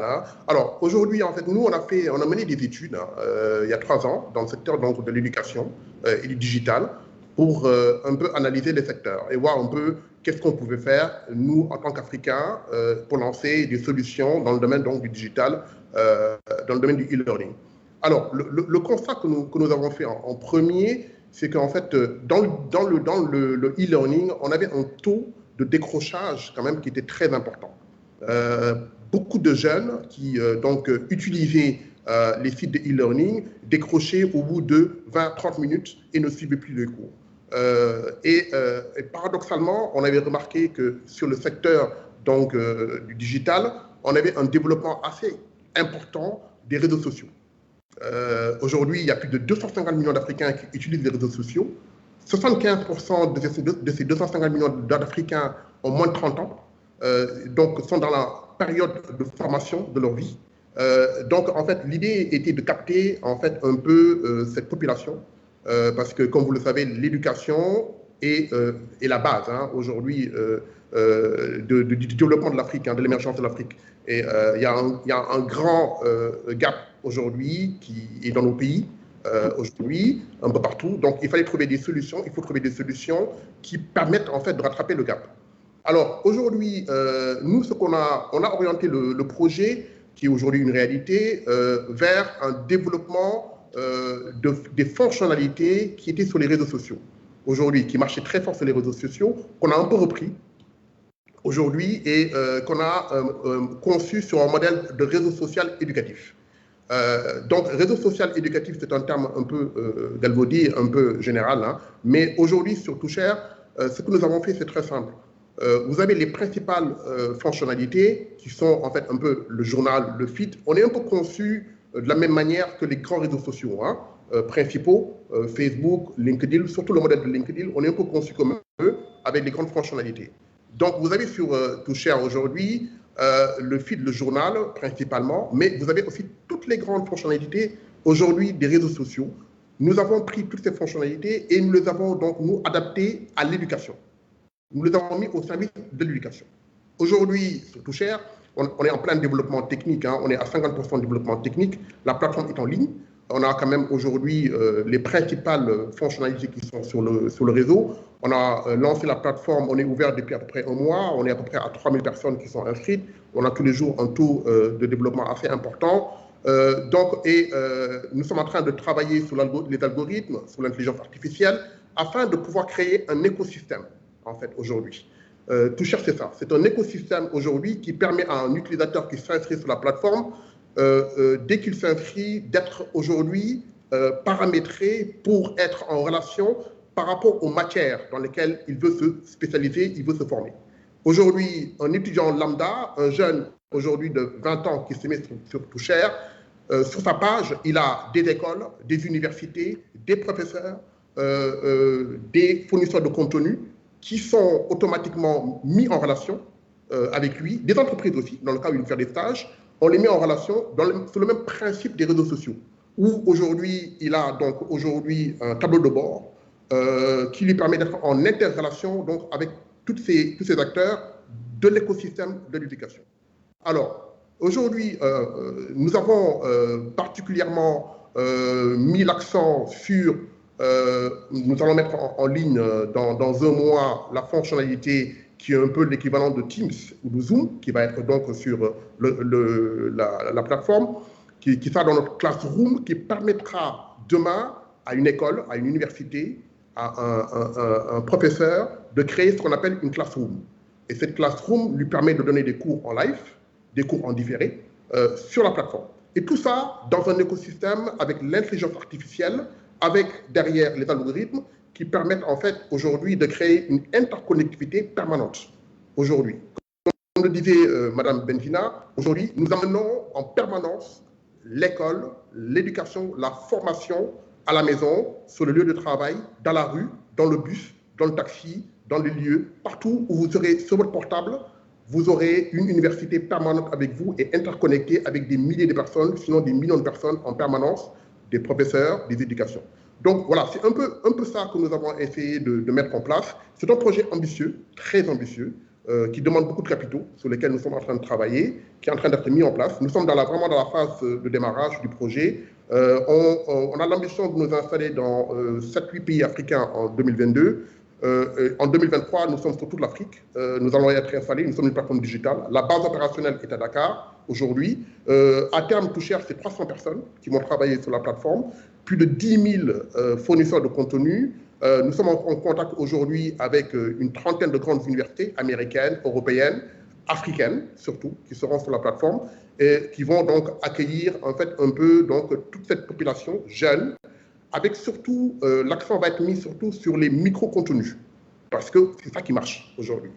Un jeune de 18-20 ans ne se concentre pas plus sur le digital, plus de 15, 20 minutes, 30 minutes, il décroche. Donc, on est en train de travailler avec des gens qui sont spécialisés pour la mise en place de micro-contenus sous le format PDF, carousel, comme vous les avez sur les réseaux sociaux, pour expliquer des cours, sur le format vidéo, avec des micro-contenus de 3 minutes, 4 minutes pour expliquer des matières. Voilà, on s'adapte à l'époque. On est vraiment en train de nous adapter, de mettre un outil adapté à l'époque, au marché, aux jeunes. On n'est pas dans une logique, nous, aujourd'hui, d'être en concurrence avec les écoles et les universités. Hein. On est complémentaires. Merci beaucoup. Merci beaucoup, Abdoulaye. Et ce que j'adore, c'est qu'effectivement, vous vous intéressez aux jeunes, vous vous adressez à eux, parce que vous créez un format intéressant, aussi intéressant qu'un réseau social, sans avoir le côté de polarisation qu'on a beaucoup reproché aux réseaux sociaux. Donc, c'est vraiment un réseau social extrêmement vertueux, j'ai envie de dire. J'aimerais maintenant écouter Tawhid, mais juste avant de lui laisser la parole, parce que vous allez voir, il va vous surprendre avec un format d'école un petit peu futuriste, très intéressant. Je voudrais très rapidement redonner la parole à Nella. J'aimerais rebondir sur ce que vient de dire Abdoulaye, que je remercie, pour donner un exemple concret en fait, qui est déjà live sur le marché par rapport à tous les concepts exposés à l'instant. Donc effectivement, Takwin, c'est une plateforme qui équipe déjà en fait, des universités aussi prestigieuses que Dauphine, que Esprit, donc le groupe Honoris, et que d'autres écoles et en fait, universités ou institutions éducationnelles. C'est aussi en fait une plateforme que des entreprises et des organisations ont acquis pour pouvoir convertir ou reconvertir ou accélérer l'acculturation digitale, aussi bien sur des concepts dans l'intelligence artificielle, dans le big data, dans le data streaming et autres. Donc finalement, on a par exemple aujourd'hui une banque européenne qui a acquis cette solution, cette plateforme pour pouvoir aller beaucoup plus vite. Et notre force a été aussi d'ajouter la couche métier nécessaire, d'ajouter en fait les particularités qui vont apporter un plus aux apprenants dans une industrie spécifique et donc d'accélérer quelque part leur prise en main des sujets qui sont abordés. Donc je vais totalement dans le sens en fait, de l'intervention d'Abdoulaye. Et je pense qu'on devrait aussi se parler parce qu'il y a certainement des ponts à construire ensemble. C'est aussi l'intérêt de ce type d'événement, puisque nous sommes déjà live sur pas mal de sujets qui ont été exposés, si ce n'est sur tous les sujets qui ont été exposés. Donc tout ce qui est live class, tout ce qui est en fait exercice autocorrigé, tout ce qui est intelligence artificielle, les algorithmes également, on les a mis en place. Et on a en fait commencé avant la pandémie en connaissant une accélération très forte avec la pandémie. Bon, bah super. De toute façon, l'idée, c'est comme un diplôme dont on a parlé tout à l'heure. On va continuer à se parler après cette table ronde. C'est que le début des connaissances. Donc, merci beaucoup, Naila Benzini, pour cette précision, cet enrichissement. Tawhid Chtiwi, vous êtes le fondateur et le président d'Ivancity France. Et puis, vous êtes également le président et PDG du groupe ISGA au Maroc. Alors, ce que je trouve très intéressant, c'est que vous défendez pas mal de valeurs éthiques, l'employabilité, la diversité, la responsabilité, l'ancrage territorial, mais surtout, vous m'avez donné une petite anecdote lorsqu'on s'est parlé au téléphone. Vous m'avez dit que on est parfois, chez vous, dans votre établissement, reçu par un robot. Est-ce que vous pouvez nous en dire plus et nous expliquer plus globalement votre mission? Merci beaucoup pour l'invitation. C'est anecdotique, mais effectivement, c'est révélateur d'une nouvelle approche de l'enseignement supérieur qu'on a souhaité mettre en place, parce que on sait qu'aujourd'hui, dans un monde où 70% des métiers de demain, on ne les connaît pas, où la seule certitude du monde d'aujourd'hui, c'est l'incertitude. La seule constance, c'est le changement.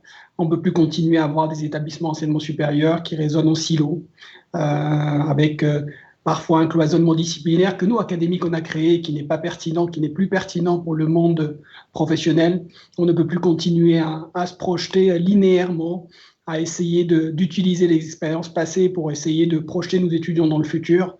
On ne peut plus se limiter à des salles de cours parce que les expériences vont s'acquérir aussi en dehors des salles de cours, et c'est là où il y a une construction complète de l'étudiant pour qu'il puisse être en capacité non seulement de dupliquer et de mettre en œuvre les pratiques du passé, mais aussi d'inventer les pratiques de demain. On ne peut plus avoir un enseignement supérieur qui se limite à des simulations qui sont parfois très loin de la complexité du monde réel. On ne peut plus avoir des logiques de massification de l'enseignement où on met 500 personnes dans la même promo et on leur donne tous le même contenu pendant 5 ans, alors qu'on a des personnes où il n'y en a pas une qui ressemble à l'autre, avec effectivement des aspirations différentes, des aptitudes différentes. On ne peut plus avoir un enseignement supérieur qui se limite au diplôme, qui pense que sa mission, c'est le diplôme. Parce que notre mission, c'est l'employabilité. Et l'employabilité, ce n'est pas l'insertion professionnelle, c'est 40 ans de carrière et plus, où les métiers se renouvellent, où les compétences se renouvellent. Et il faut se maintenir dans un environnement et dans un marché de travail de plus en plus complexe et de plus en plus compétitif. On ne peut plus considérer notre enseignement supérieur comme aussi une industrie de contenu seulement, avec 90% des contenus ou des données et des connaissances produites par l'humanité ont été produites les 2 dernières années. Et d'ici 5 ans, on va multiplier par 5 le volume de données et de connaissances produites dans le monde.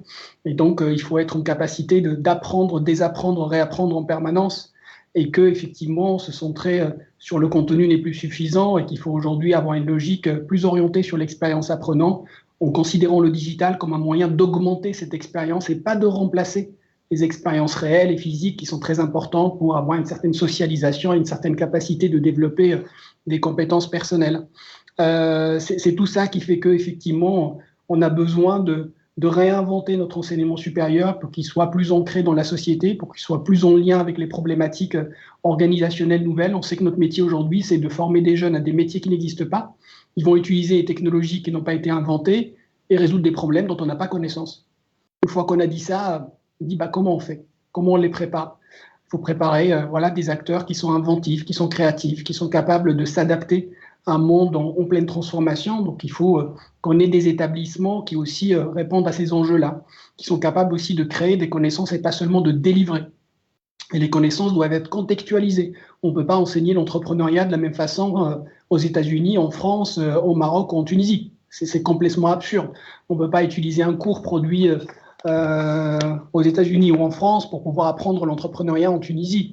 C'est chaque contexte aussi nécessite aussi d'avoir ses propres connaissances. Quand on sait que l'Afrique, c'est seulement 1% de la production scientifique mondiale, dont 1/3 en Afrique du Sud, on se pose la question sur la qualité de ce qu'on produit en termes de connaissances et donc de ce qu'on délivre à nos étudiants et sur leur capacité d'utiliser ça dans le monde réel et en lien avec les contextes locaux.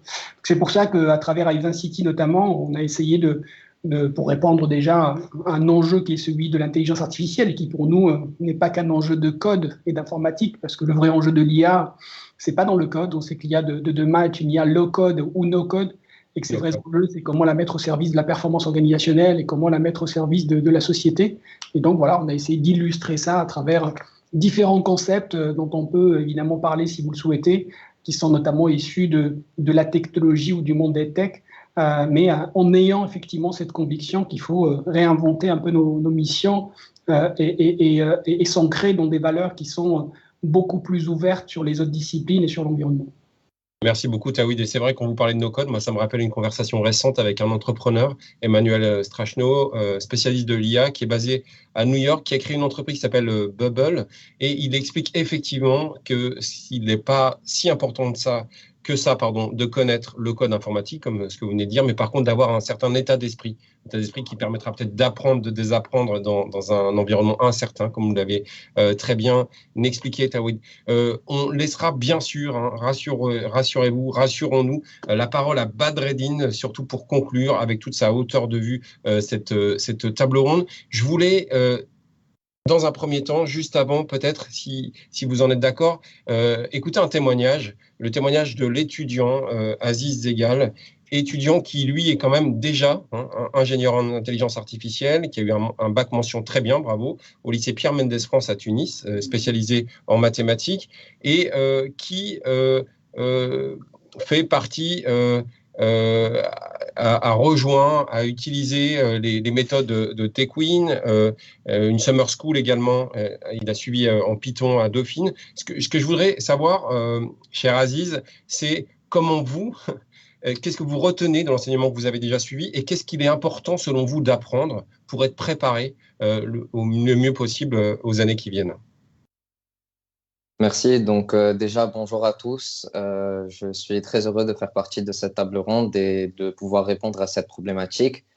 Donc, si je voudrais bien apporter mon témoignage du Summer School de Dauphine pour pouvoir répondre à cette question et mon ressenti en fait par rapport à l'utilisation des technologies dans l'éducation.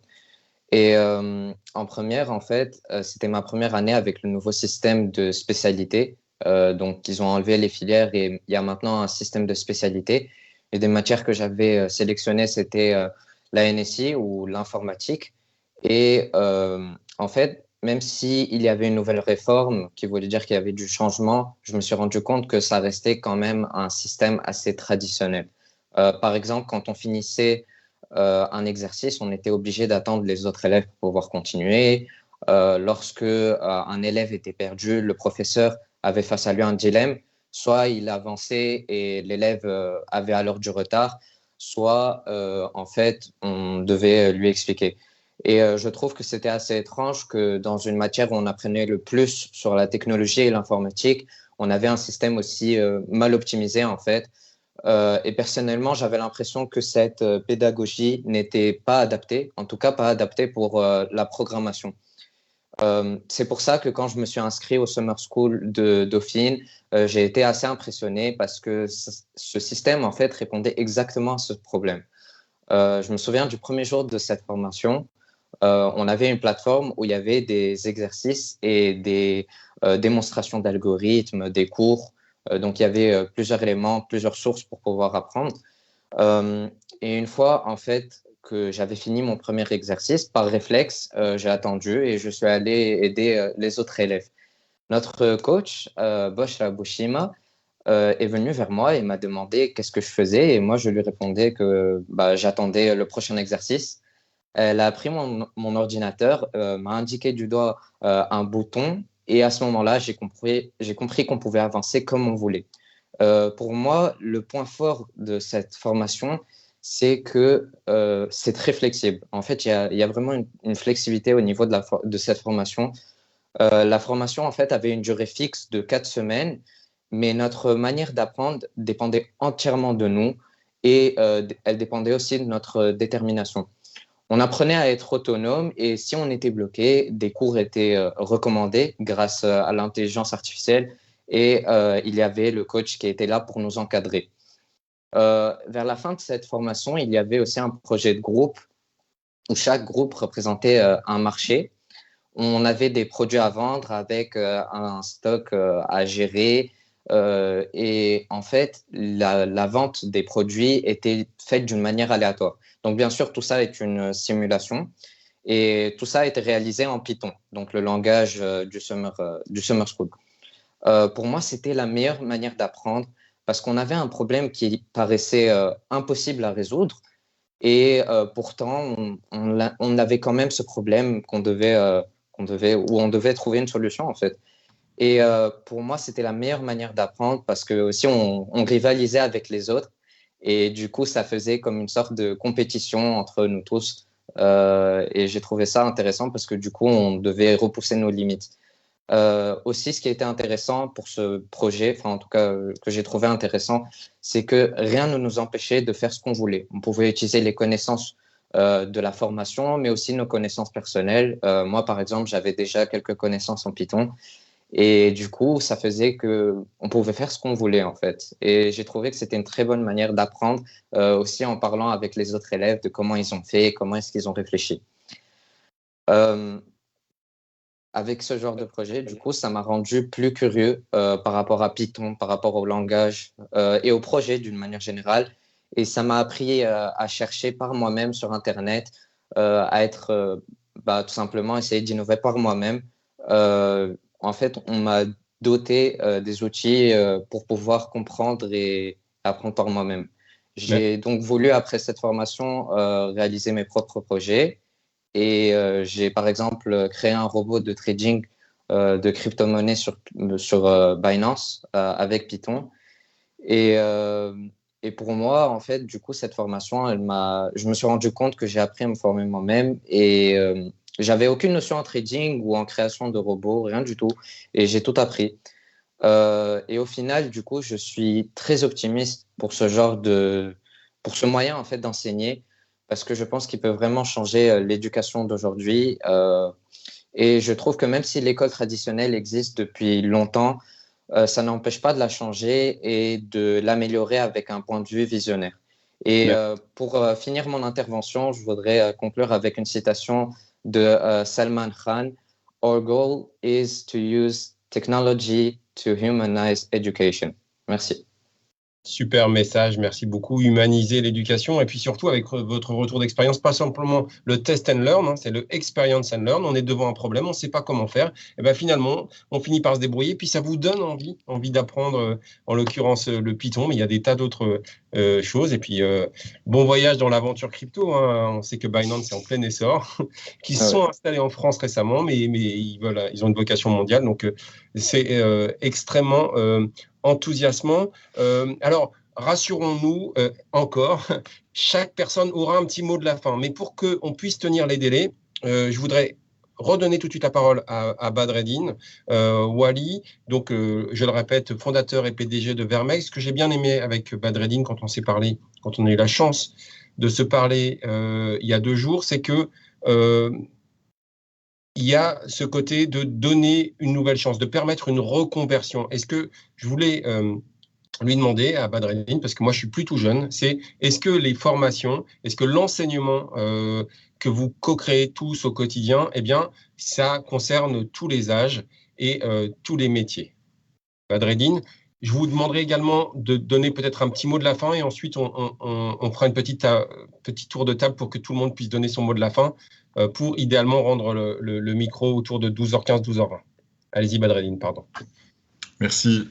Effectivement, au titre de la Fondation Tunisie, que je préside, nous sommes présents dans des régions défavorisées et nous faisons de l'insertion d'étudiants, de chômeurs diplômés.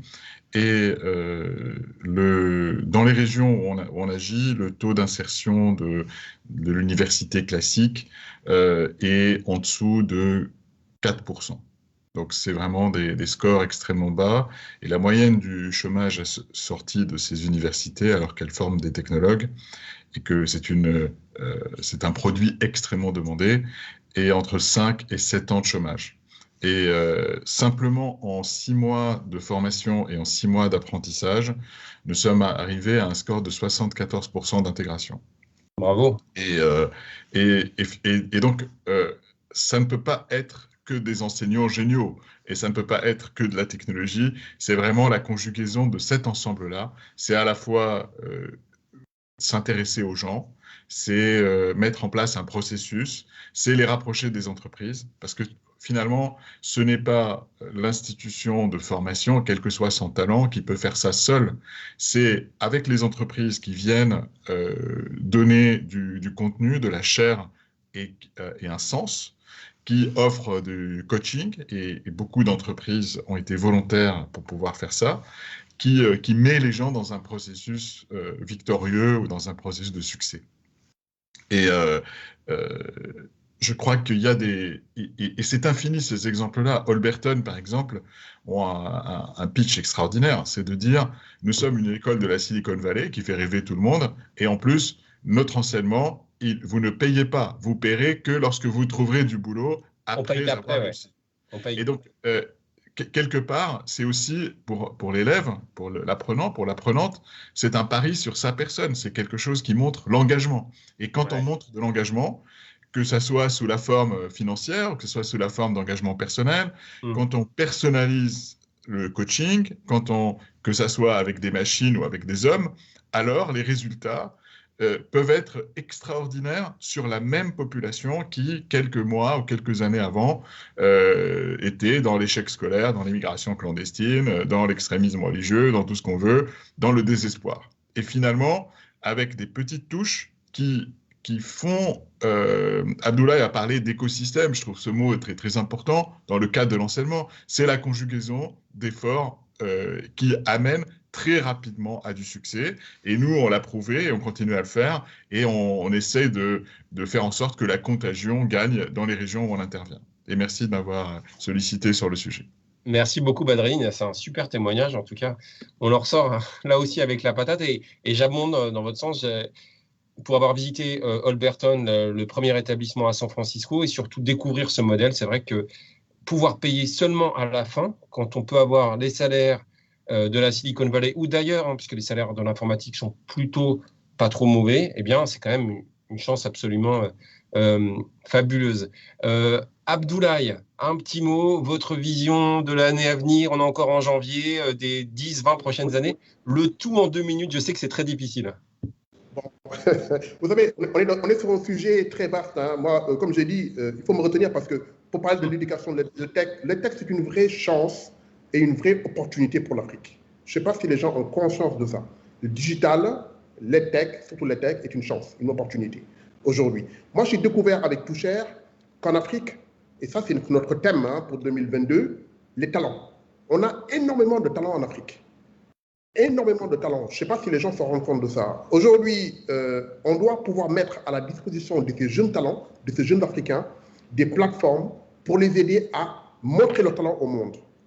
Aujourd'hui, c'est ça l'ambition en fait de Toucher. C'est vraiment, moi je suis impressionné quand j'entends en fait un peu toutes les personnes qui sont des Africains comme moi, qui nos parents du Maghreb, nos frères du Maghreb, qui aujourd'hui nous montrent en fait un peu leur capacité de maîtriser le digital et de le mettre à la disposition de tout le monde. Nous avons les talents en Afrique et nous devons aujourd'hui nous-mêmes mettre en place des plateformes pour aider ces talents à émerger. C'est ça l'ambition de Toucher en 2022. Aujourd'hui, c'est de nous installer un peu partout, dans le Maroc. Nous avons l'ambition de nous installer aussi au Maroc. Nous avons l'ambition de nous installer un peu partout en Afrique. Et moi, je salue en fait un peu ce type de débat qui nous permet en fait aussi de nous confirmer dans nos convictions aujourd'hui qu'on peut y arriver parce que nous avons l'intelligence en Afrique, nous avons le savoir-faire et les capacités d'y arriver. Donc voilà, et moi je suis rassuré et je suis vraiment enthousiaste, encore beaucoup plus enthousiaste aujourd'hui sur notre projet de Toucher et j'espère accueillir sur la plateforme tous ces talents qui sont aujourd'hui présents sur ce webinaire pour vraiment qu'on puisse montrer aux jeunes aujourd'hui qui sont en capacité de se découvrir eux-mêmes et de faire émerger leurs talents et de le montrer au monde pour le bien-être des populations. Voilà, donc c'est un peu l'ambition de Toucher, c'est une grande ambition. Que nous avons et voilà, donc c'est tout ce que j'avais à dire, donc voilà. C'est parfait, c'est un super message et puis surtout vous allez continuer à vous parler, mais j'abonde totalement dans votre sens quand vous parlez de la connaissance en Afrique. Et, je suis allé 2 fois au Next Einstein Forum, vous savez, ce forum qui met en avant des talents scientifiques, des astronomes, des immunologues, des physiciens africains et honnêtement c'est absolument fabuleux. Tawhid, à vous, vous avez à peu près 2 minutes, un petit peu comme Abdoulaye, vous donnez un peu votre vision de l'année, mais surtout de l'avenir, sur les EdTech et sur votre établissement. Effectivement, je pense qu'il y a un constat qui est partagé, qui est celui que fait que ce qu'on a connu avec le Covid, si on essaie de regarder les aspects positifs, c'est que ça a accéléré la transformation numérique en Afrique en particulier et que ça nous a aujourd'hui poussé à à mettre en place un certain nombre de dispositifs d'une façon beaucoup plus rapide, voire efficace parfois. Mais il faut faire attention et c'est un peu voilà, une réflexion qui est très importante à garder en tête parce que cette accélération-là, elle creuse les inégalités aussi. Aujourd'hui, au sein des sociétés africaines, ça peut empêcher le partage équitable des bénéfices de cette révolution parce que tout le monde n'a pas accès de la même façon à la technologie, par manque de ressources, par manque d'accès à Internet, par manque d'accès à des ordinateurs, à des machines qui permettent d'exploiter tout le potentiel de ces technologies-là. Donc, il faut qu'on fasse très, très attention. Certes, c'est intéressant d'avoir cette accélération de l'utilisation du numérique et de l'intégration de certaines technologies dans nos établissements, mais soyons attentifs aux impacts sociétaux de ces transformations accélérées qui ne font que, malheureusement, des fois, creuser les inégalités. Donc, il ne faut pas qu'on ait une société à deux vitesses. Ceux qui ont les moyens et la technologie et ceux qui n'ont pas, ils n'ont pas accès. Il faut qu'on y pense aussi et qu'on puisse les intégrer d'une façon beaucoup plus rapide ou ne pas les oublier à minima pour pouvoir leur permettre d'avoir aussi la même chance que les autres. C'est très sage et on voit ce fameux winner takes it all, c'est-à-dire que si vous êtes premier, eh bien vous remportez énormément de parts de marché. C'est ce qu'on appelle entre autres l'effet de réseau qu'on voit bien dans le dernier livre de Reid Hoffman, notamment comme Blitzscaling. Merci beaucoup Tawhid, on va vous suivre cette innovation pédagogique qui est absolument fabuleuse, hein, tout comme celle d'Abdoulaye qui a une ambition panafricaine et peut-être un jour mondiale. En tout cas, c'est ce qu'on lui souhaite. Aziz, un petit mot avant de laisser la parole à Neila sur comment tu imagines ton avenir, Aziz, dans les 20 ans, 30 ans, et puis comment toi, tu penses un jour transmettre ta connaissance à tes enfants, les gens qui seront d'une autre génération que la tienne? Moi, pour reprendre les mots d'Abdoulaye, je trouve que c'est vraiment une opportunité aujourd'hui que les progrès en technologie soient aussi forts. Hein. Tous les jours, on fait des découvertes. Les découvertes aujourd'hui sont... en fait, dans le domaine de la science, on n'a jamais découvert autant de technologies et de créer d'innovations que dans notre ère. Et moi, je trouve qu'on doit vraiment utiliser ça pour l'avantage de l'éducation, en fait. Et surtout qu'à travers en fait, la technologie, on pourra tout observer, on pourra tout contrôler, en fait, que ce soit à travers l'intelligence pour pouvoir proposer des exercices intéressants pour les élèves, aussi en fait, pour pouvoir les encadrer. Je trouve que c'est vraiment un atout pour faciliter l'éducation. Mais d'un autre côté, comme l'a dit Tawhid, je suis d'accord que l'accessibilité peut être un problème, surtout en Afrique, surtout dans les continents en fait, qui sont encore en développement. Je trouve que ça représenterait peut-être un risque et qu'il faudrait justement avoir un bon contrôle en fait, sur ce progrès-là et qu'il faudrait bien le répartir. Et voilà, c'est tout. Merci. C'est surtout que la technologie ne fasse pas peur, en fait. Essayer de la considérer, de la transmettre comme un moyen, qu'elle soit vraiment accessible à tous, c'est extrêmement clé. Neila Benzima, votre point de vue à vous, vous êtes au cœur de l'éducation de demain. Comment vous la voyez et quelles sont vos recommandations, tout simplement? Alors, merci de me laisser en dernier. Après toutes ces belles interventions, faire le mot de la fin, c'est une lourde responsabilité.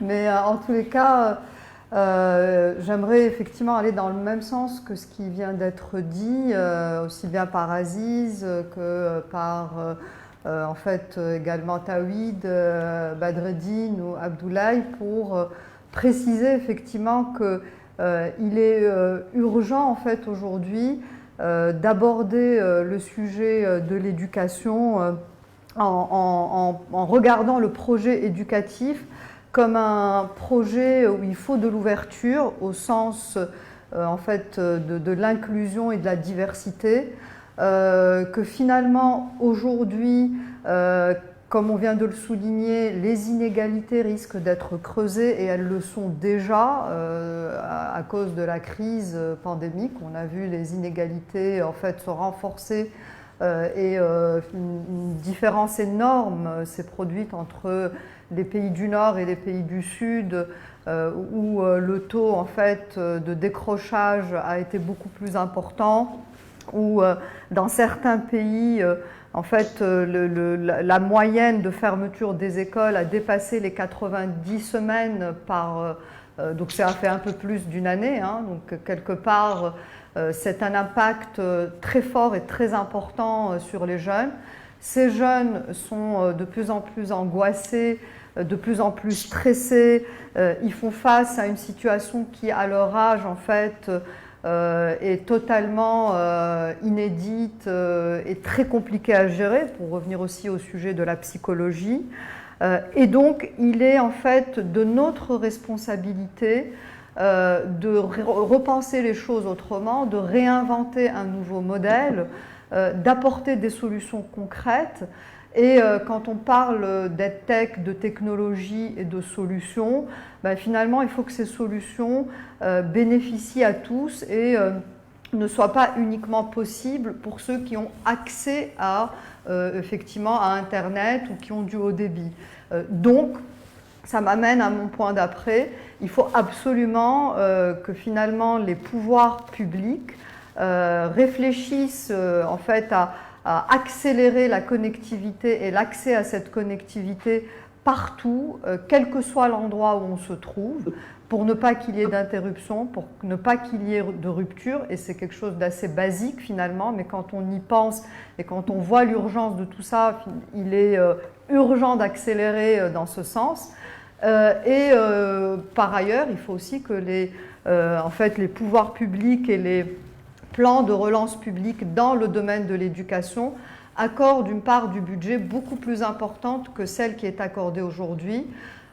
Aujourd'hui, on est autour de 3% en fait, de part de budget dans les relances publiques consacrées à l'éducation dans les pays du Nord, globalement, hein, et un peu moins de 1% dans les pays du Sud. Et donc, on ne peut plus continuer dans ce sens. Il faut absolument casser en fait les silos, repenser les choses autrement. Et les plus belles initiatives qui ont lieu aujourd'hui sont celles qui viennent du privé ou de la société civile. Donc on voit des choses que fait la Fondation Tunisie pour le développement avec les centres Elif partout en Tunisie, dans les régions défavorisées, donc qui apportent une solution concrète à des gens qui n'ont jamais vu un ordinateur, qui n'ont jamais rêvé aller dans une entreprise dynamique, etc. On accélère leur inclusion et leur employabilité. On voit du privé-privé avec Takwin et Dauphine qui ont mis en place des bootcamps, qui ont mis en place en fait de nouveaux moyens pour démontrer que ça marche et faire en fait de l'éducation avec de l'innovation pédagogique. On voit on voit rarement le public s'emparer de ce type de solutions et les transformer de manière efficace. Donc j'en appelle effectivement à quelque part à plus de prise de conscience de la part du public qui doit accélérer dans ce sens et regarder les initiatives réussies dans le privé ou qui ont été menées par la société civile. Et je fais le lien pour conclure, j'en termine là, promis, avec également un appel qui a été fait par Adi Medeb dans la session précédente, dans le panel précédent, qui parlait en fait d'analphabétisation numérique. Et je pense qu'effectivement, aujourd'hui, il faut se pencher sur ce sujet-là et qu'il faut que les pouvoirs publics s'inquiètent aussi de cette, finalement, fracture numérique qui subsiste encore dans des pays comme la Tunisie. Voilà, merci.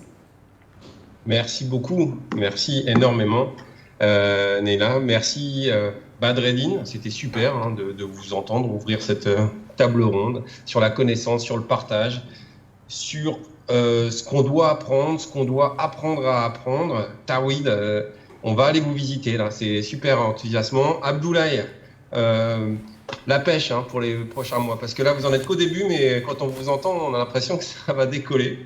Et puis, Aziz, ouais. Et puis, Aziz, moi, je vais aller prendre des cours avec toi, parce que faut que je me refasse, même si j'ai appris un peu le Python, j'ai besoin d'une remise à niveau. Je vous remercie beaucoup, tous les 5, et j'espère à bientôt. Et j'espère à bientôt à Paris, en Tunisie, aux États-Unis, En tout cas, à très bientôt. Ou dans le métavers peut-être un jour. Merci.